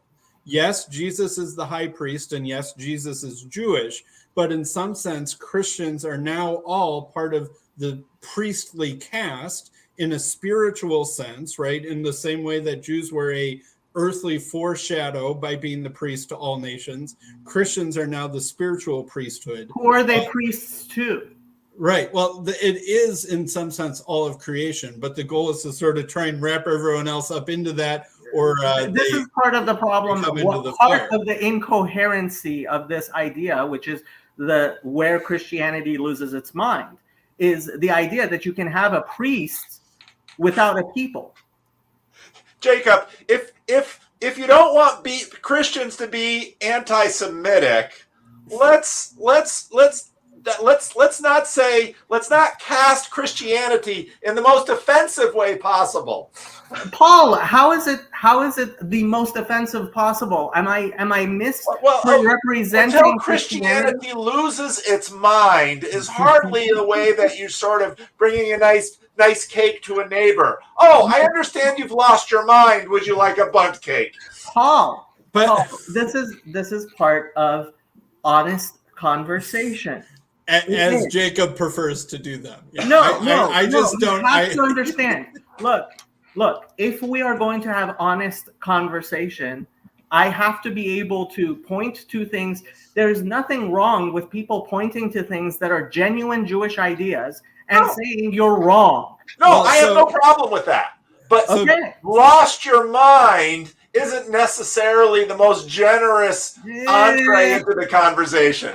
But Jacob, I think I found something that you will disagree with about early Christianity and what it says about Gentiles and their relationship to God, is that Gentiles can now be full participants in the sanctuary in the worship of God without Jewish priests as an intermediary. Okay, so this is Paul outside of Judaism. Yes. This is understanding there is no Jew or Gentile, man or woman, free or slave. But it's not just in Paul. Yes, it's in Hebrews, but we can just have Hebrews be Pauline style, right? But it's clearly in the book of Revelation, right? And it's also clearly in the other Johannine stuff. Look, and so if you're talking on a eschatological after the coming of the Messiah thing, right? If you're telling me in the future, right, where there will be no castrati, right, and everything will and pork chazir choser kashrutav, like that pork will return to being kosher, right? This is not something you're going to find any problem with in Judaism. But I guess Christianity is saying that in some sense this eschatological future has been initiated in Jesus now. Yes. Right. So if you believe that right now, right, if Christians were serious when they said Jesus is the Messiah, as opposed to actually meaning what I think they do mean, which is Jesus will be the Messiah, then I don't see how your Christianity is outside of Judaism. Well, Jesus is the Messiah. What? It's a different system. I'm not arguing that they aren't, and I'm not arguing that there aren't differences. But I am saying that. What are those differences? Well, what Sam just articulated is that I'm going through the book of Romans very slowly and carefully with my Sunday school class, trying to put it in Vanderclayism and plain language for my people. But, basically what I hear Paul is trying to do is say, how does the world gain access to the Creator God, the God of the Jews? Must they go through circumcision and the temple in Jerusalem? Circumcision, that's two different things. Or stay outside of it and have Jews be worshiping on their behalf. Is the experience of the Ethiopian eunuch as much as can be gotten for that man? And Philip along the road says no. And what Judaism has to offer says, yes, that's as far as you can go. You can take your chariot to Jerusalem. You can stay outside. But you are a eunuch, you stay outside, here's the caste system, you're out. And what Paul is saying is no. And there's a number of other alterations. I'm not saying Judaism and Christianity are the same thing, but I think it's helpful for us to understand each other better. And I've learned a lot through that. I am not following along with the chat because I can't. While engaging in this discussion, I'm sorry, Sherry. If you want to come on, you should come on. Look, Paul, there are lots and lots of questions to be asked in the presentation that you're giving, right? And yes, you are presenting a Christianity that is outside of Judaism. I don't think it's a coherent view of Christianity because you just told me that Jews who convert to Christianity shouldn't eat pork. Why? I didn't say that. Was Paul teaching that Jews who believed in Jesus shouldn't eat pork or not? Paul was not teaching that Jews should violate the Mosaic Code. I don't find Paul teaching that. I find Paul as a apostle to the Gentiles teaching that Gentiles now are included in this priesthood and the people of God, not in the same track. Then why don't Gentiles stop eating pork? Then why don't Gentiles stop eating pork? Because, and so again, it comes, so we were talking about Peter's vision in Acts 10 earlier, and I think that this is the relevant passage. Oh, yay, good, Sherry is here. All right. And that I think that, Jacob, you did say something interesting to me, which I hadn't really heard. You said this when you were talking to DeYoung also about that. Yes, in the final end of all things, even the pigs will be made clean, and everything that is inside the pig category. Right. And, when Peter has the vision from Jesus in Acts 10, Jesus says to him, rise, Peter, kill and eat. And Peter says, by no means, Lord, for I've never eaten anything that's common or unclean. And then Jesus says, what God has made clean, do not call common. Right. And so Jesus seems to be saying that now, in some sense, through what Jesus has accomplished, that all things have been made clean. And that includes Gentile believers who can then participate in this weird spiritual sense in Jesus's worship of God in the heavenly temple, not made by hands, right? Book of Hebrews style. Gentiles can be in there for the same reason that I think that you can eat pork now, even if you are Jewish. And I think that is Christianity and it's outside Judaism in at least the sense that you're defining it. Sherry has something to say. Yeah. Jacob, if I leave, can you run this thing? Yeah. All right. Okay. I think I need to go. All right. Okay. But fun talking to you all. All right. Take over, Sherry. Oh, I don't really have much to say. I just decided I'd jump in because I have nothing to do. I'm sitting in a hotel. You were saying things in the comments, so you must have something to say. What were you saying in the comments? I didn't read them. Okay, well, I'm not proficient enough in Christianity or Judaism to make this argument, but I did have a really great discussion with Chrissy this morning about the universalism that I see.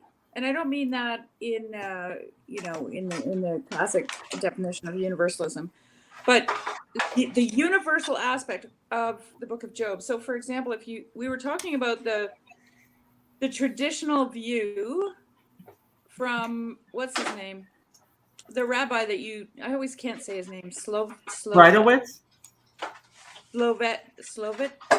Soloveitchik. That's the one. I always let other people say it. Anyway. If you are talking about the Rabbi Soloveitchik, he's usually just referred to as the Rav. So you can just call him the Rav. Yeah. The Rav. Okay. So he mentioned in the video that I watched that tradition has it that Moses wrote the Book of Job, and that the Book of Job was essentially the question that Moses, when Moses said to God, "Let me see your glory," he was asking the question, "Why do the righteous suffer and the wicked prosper?"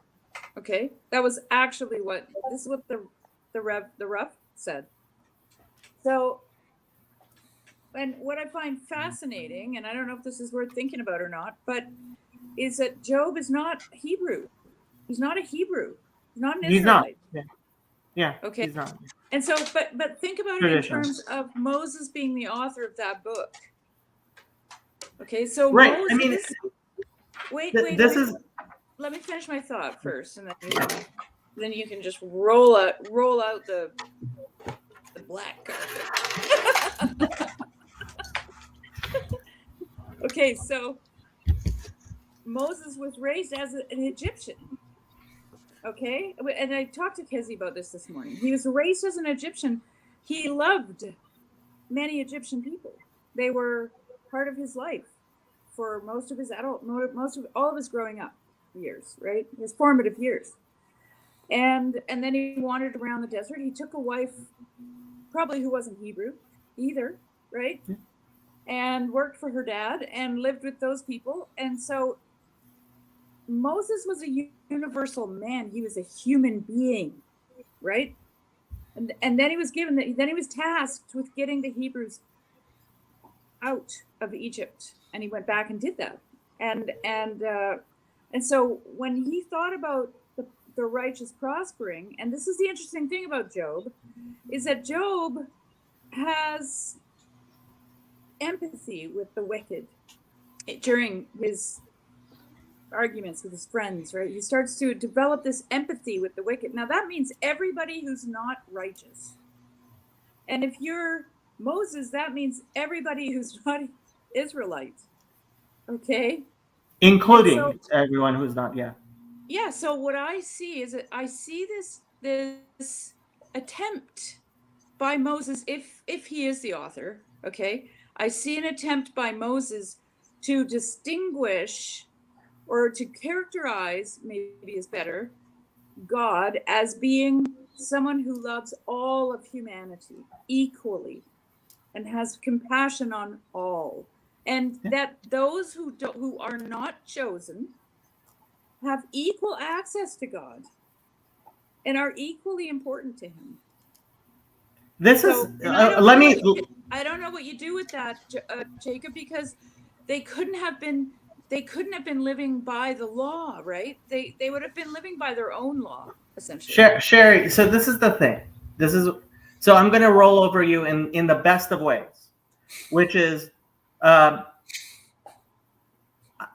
you are describing a Christianity and a Judaism that can only be differentiated because there are human misunderstandings. Wait, you have to go back and clarify that for me. What do you mean by that? You mean both of them? Judaism and Christianity? Yeah, I mean, this is a view of, it's almost a comic view of, there's a Yiddish saying, man tracht und Gott lacht. Man thinks and God laughs. And this view of human history is almost comical. Yeah, but which view? The one I just gave you, or are you thinking of something else? No, the one you just gave me. Okay.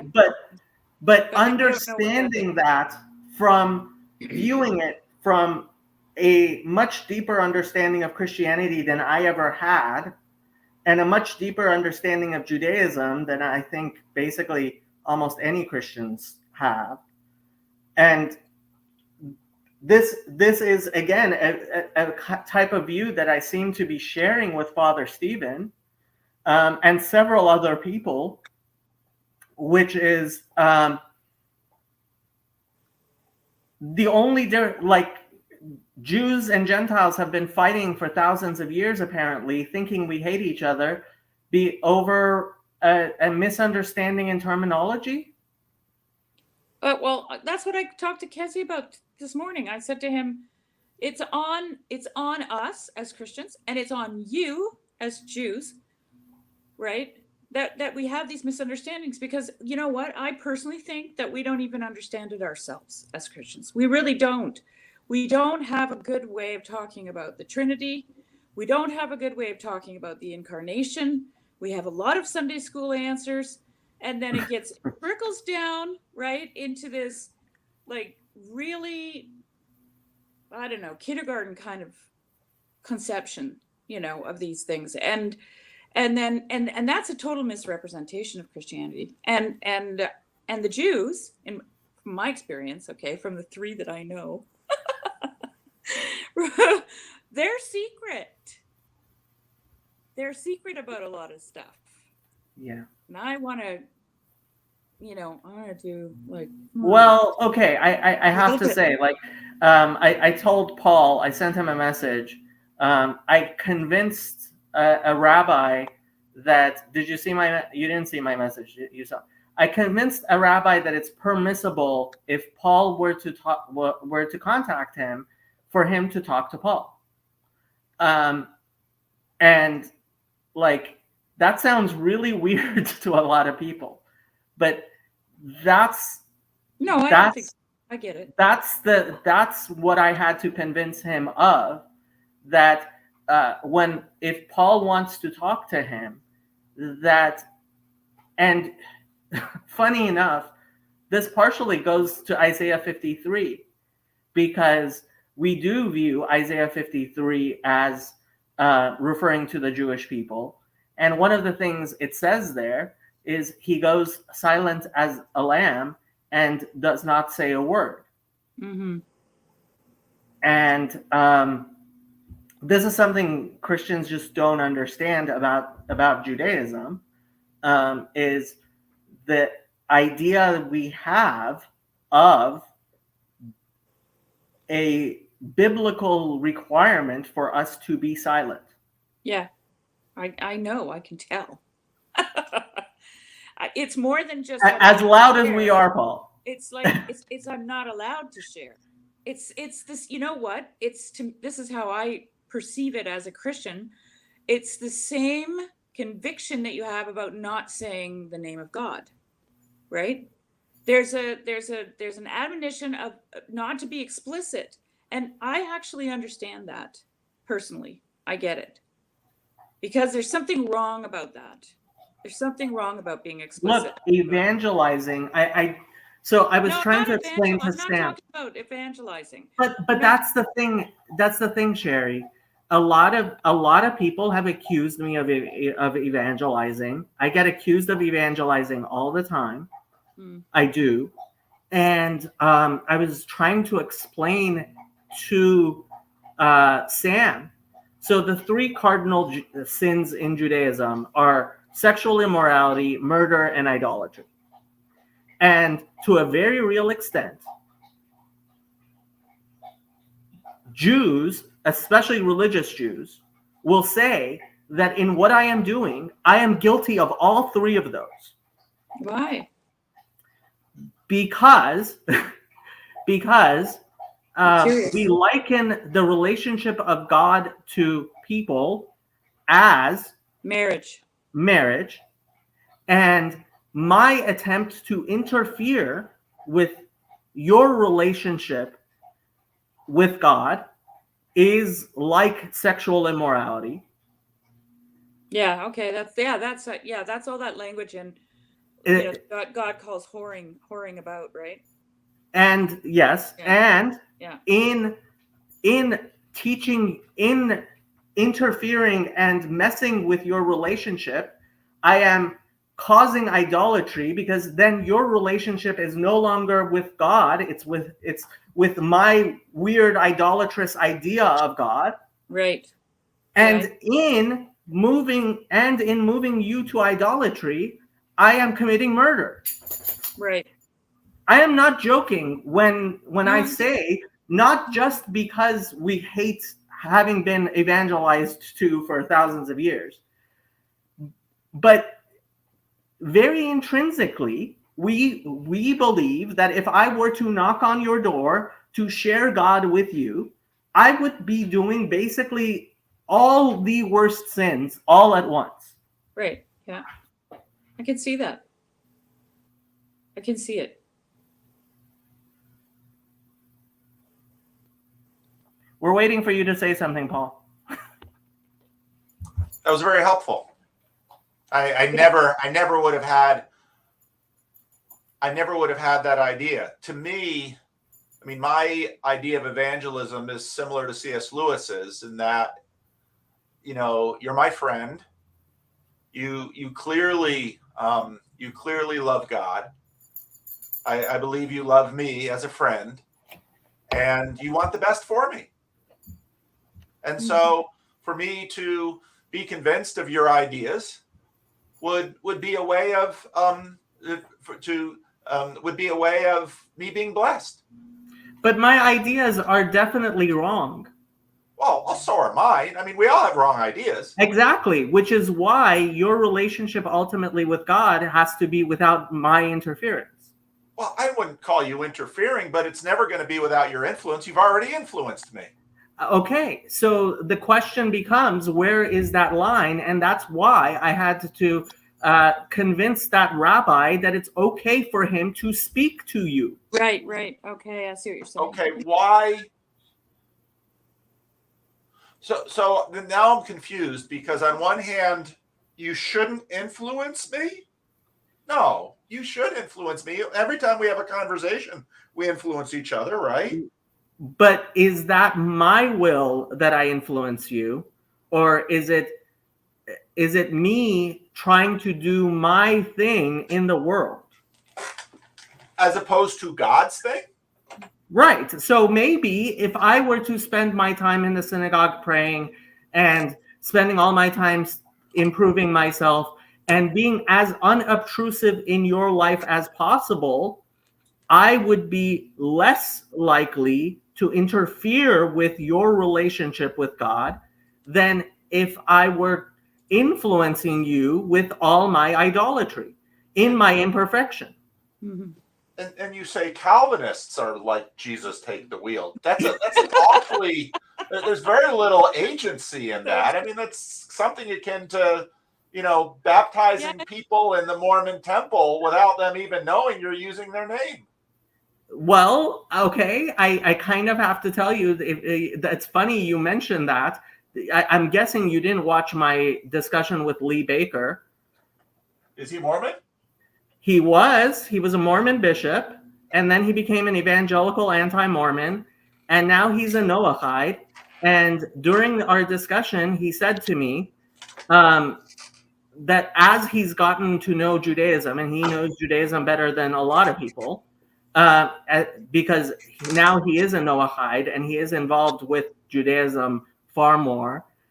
He said, what I've noticed is that there appears lots and lots of you are moderators. Please moderate the chat.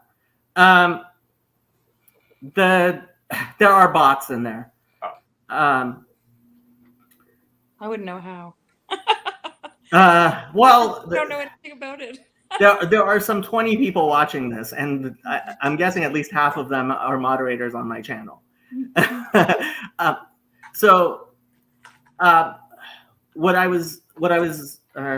was I saying about Lee Baker? And what he said is he feels like he's kind of gotten to the front of the bus, and he sees that the Jews are refusing to drive.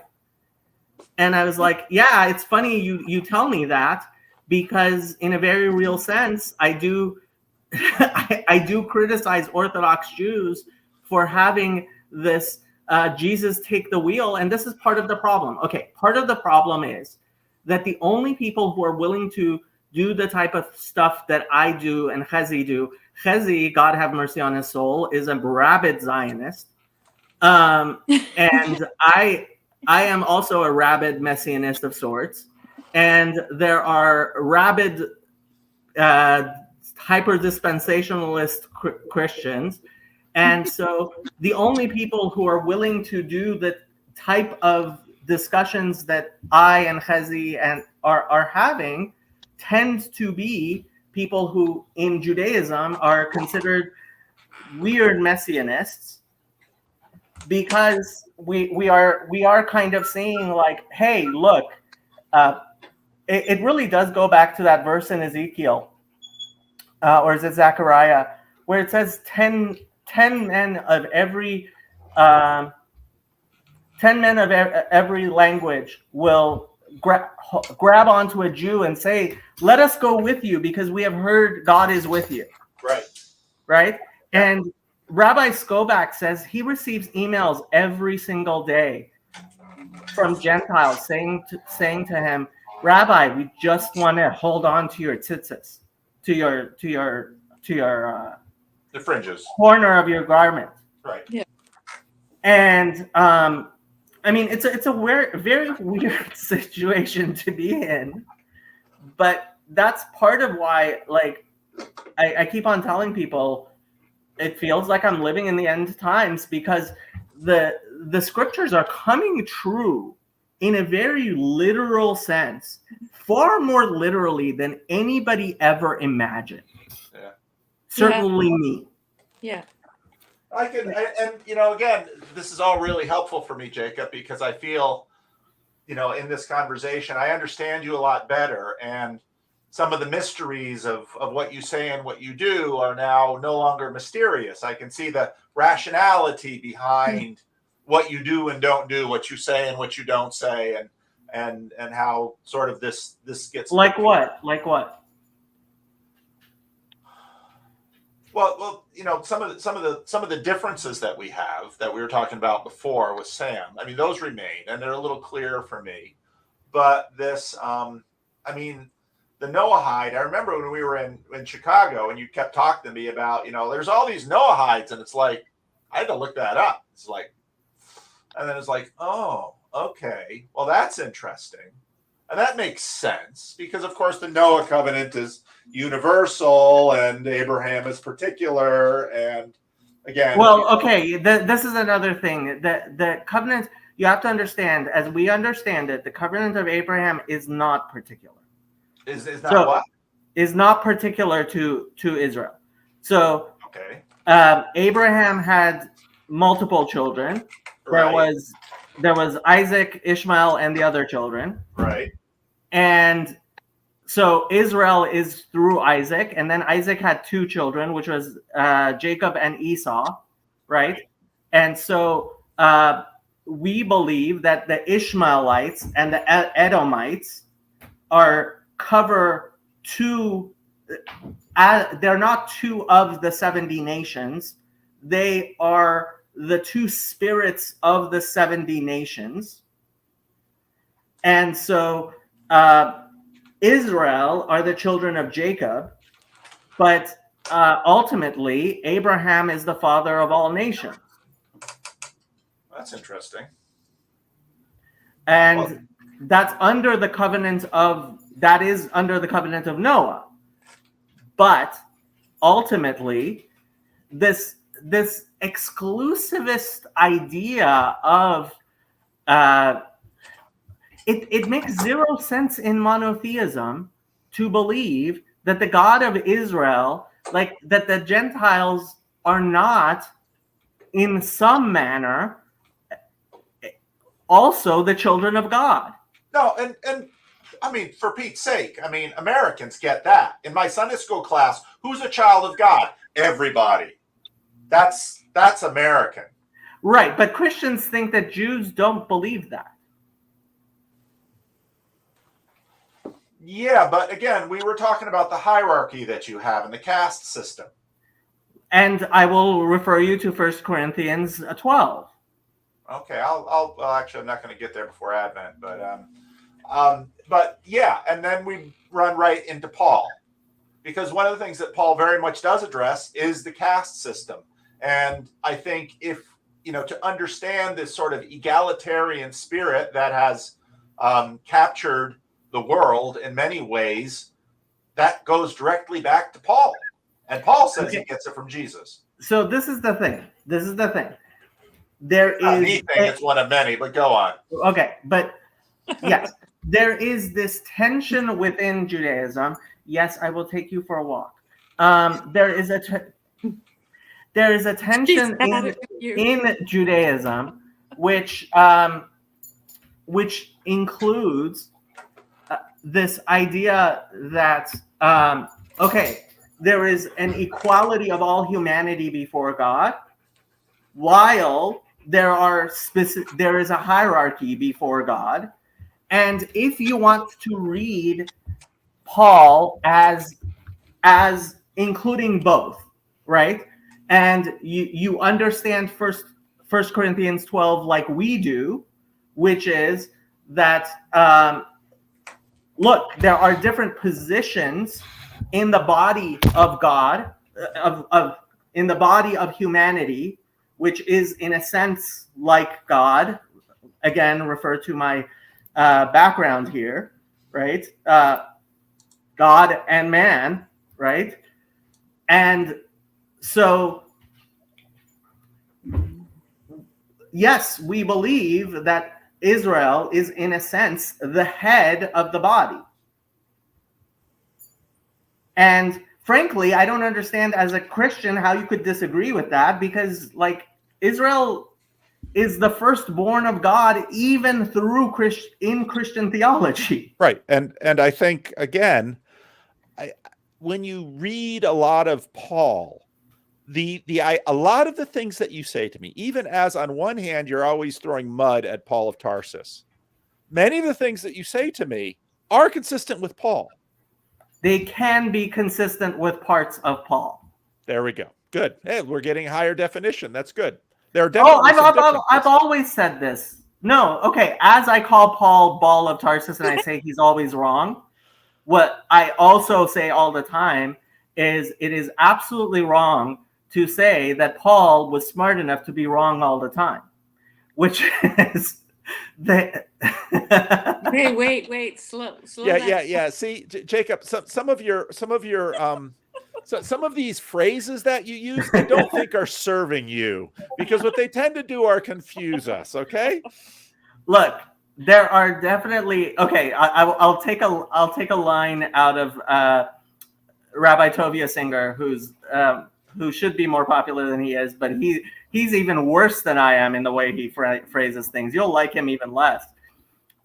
He says there are many new and wonderful things in the New Testament. The problem is the new things are not wonderful, and the wonderful things are not new. And so there are definitely a lot of wonderful things in Paul, and this concept of Paul within Judaism, which Father Stephen and N.T. Wright have been arguing with other Christians, and it is an argument they have to have with other Christians, is a Christianity that is incredibly Jewish, to the point where I honestly cannot see where they are outside what we refer to as the 4 cubits of halacha, the 4 cubits of Jewish law, right? I'm not saying I agree with everything this Christianity. I'm saying that as an Orthodox Jew, I don't see where it is outside the line of what is acceptable within Judaism if you interpret Paul that way. Now, first of all, there are plenty of Christians who do not interpret Paul that way. Second, this ends up with implications which are not at all what Christianity has been teaching for thousands of years. And third, I don't think it's an actually accurate description of the historical Paul as we know him. Okay, part of the issue, of course, are all the totalizing phrases you're using. What Christianity has been teaching for thousands of years, because as with Judaism, as with any major world religion, those world religions teach, there's a coherence to it, but there's also an extreme amount of variety. I don't know of any Christian church for thousands of years has taught that a Jew who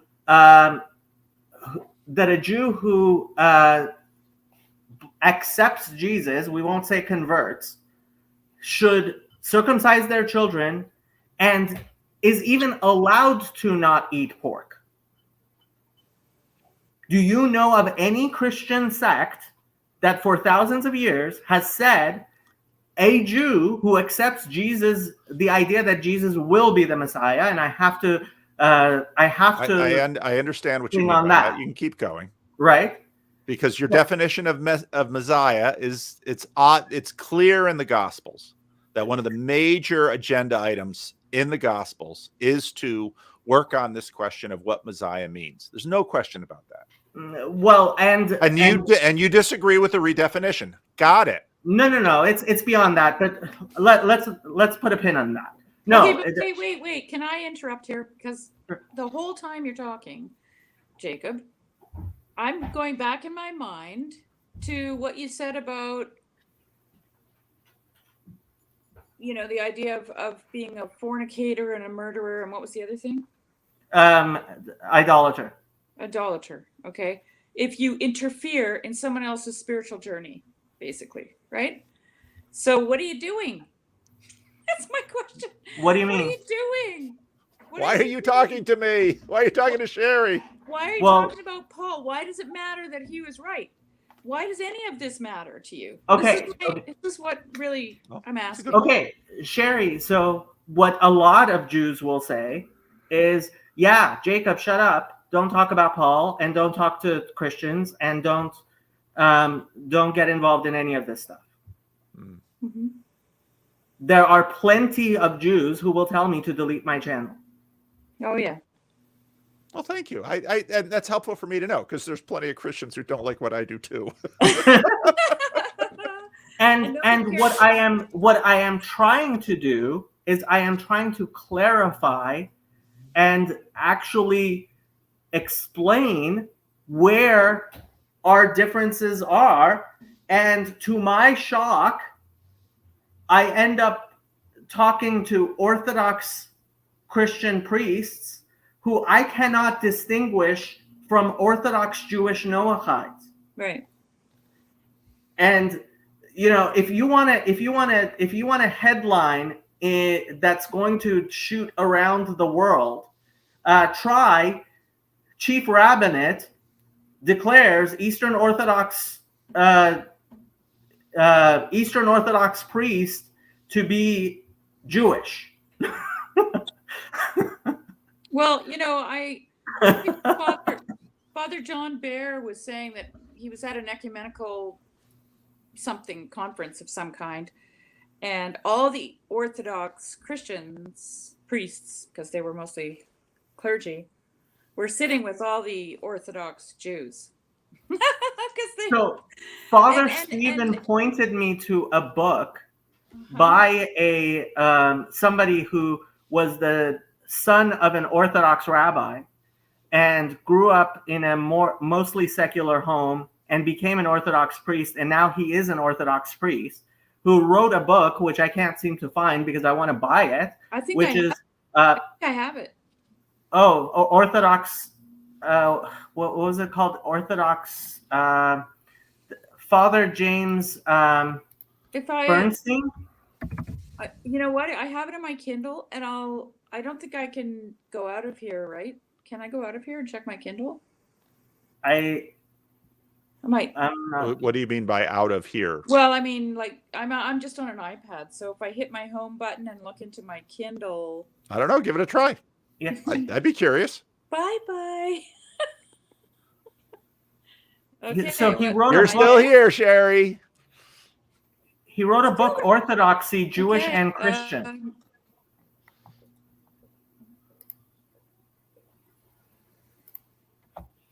Yeah, he wrote a book, Orthodoxy, Jewish and Christian, and apparently my internet's struggling. Apparently he's having a problem finding a good distinction between Orthodox Judaism and Orthodox Christianity as well. Okay, so the book I have, Jacob, it's called Surprised by Christ. Same guy, but it's a different book. Yeah, that's his popular book. I could find that on Amazon. The other book I'm looking for that he wrote is called Orthodoxy. Yeah, and he's James Bernstein. That's his Yes. name. Yes, he's an Eastern Orthodox priest. Yes. Yeah.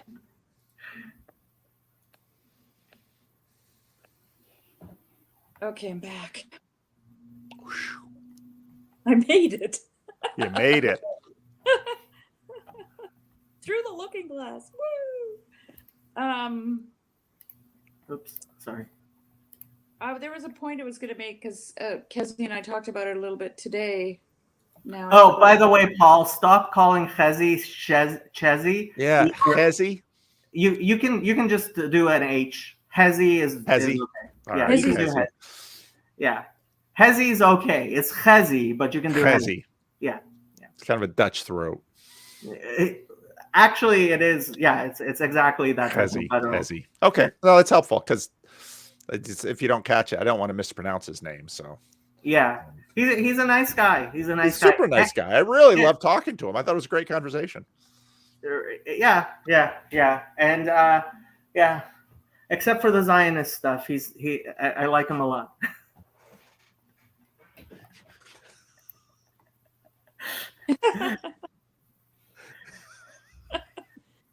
Jacob just wants to always interfere in everyone's spiritual journeys. Well, okay, you have to understand. It's actually it's very different in house than it is out of house, right? Like, okay, I have no problem calling Father Stephen, and calling Father Eric, but when it comes to calling my friend Shira, who is a Reform rabbi, calling her a rabbi because I don't believe in ordaining women, right?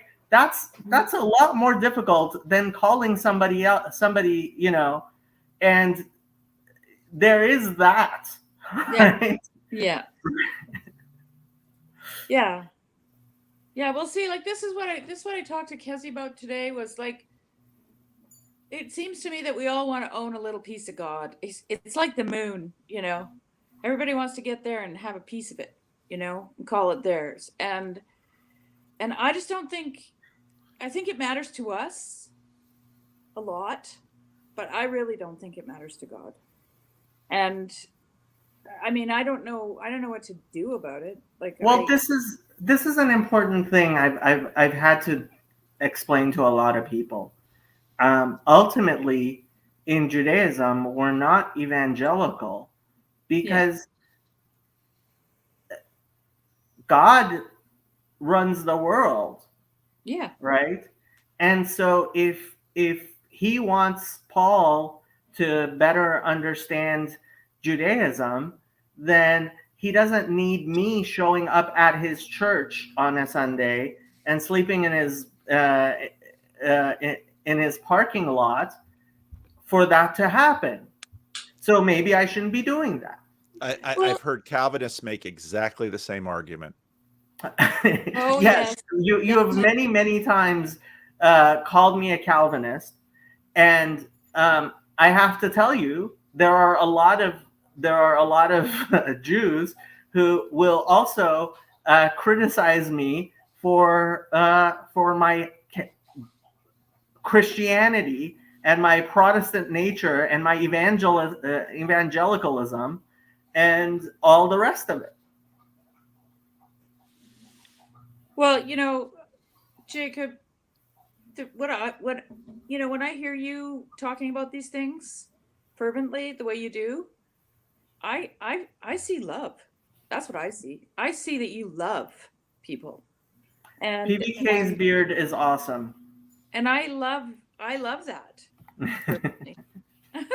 No, it's the same way, and that's, Jacob, why I love talking to you, and I get crap from some people for associating with you or pointing them to things on your channel.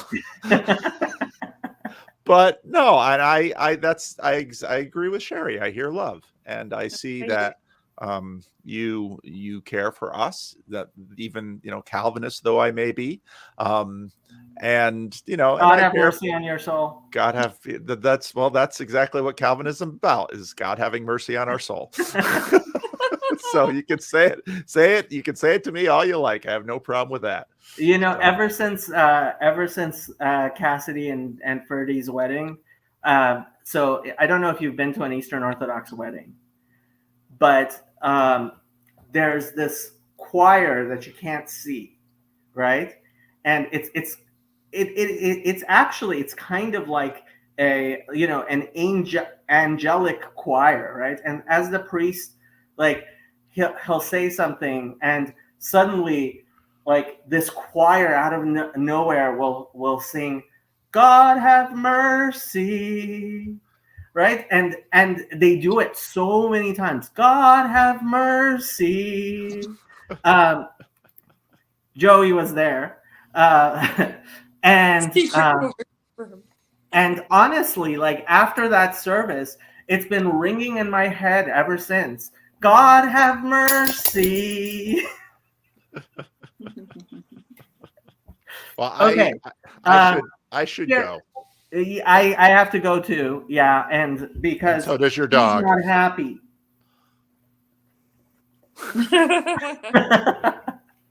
I think I'm going to end this stream here. Okay. And I think God have mercy is a pretty good place to end it, isn't it? It's a good place. A good place to end it. Yes. Hey, good night. Good night, Good all. night. Good night.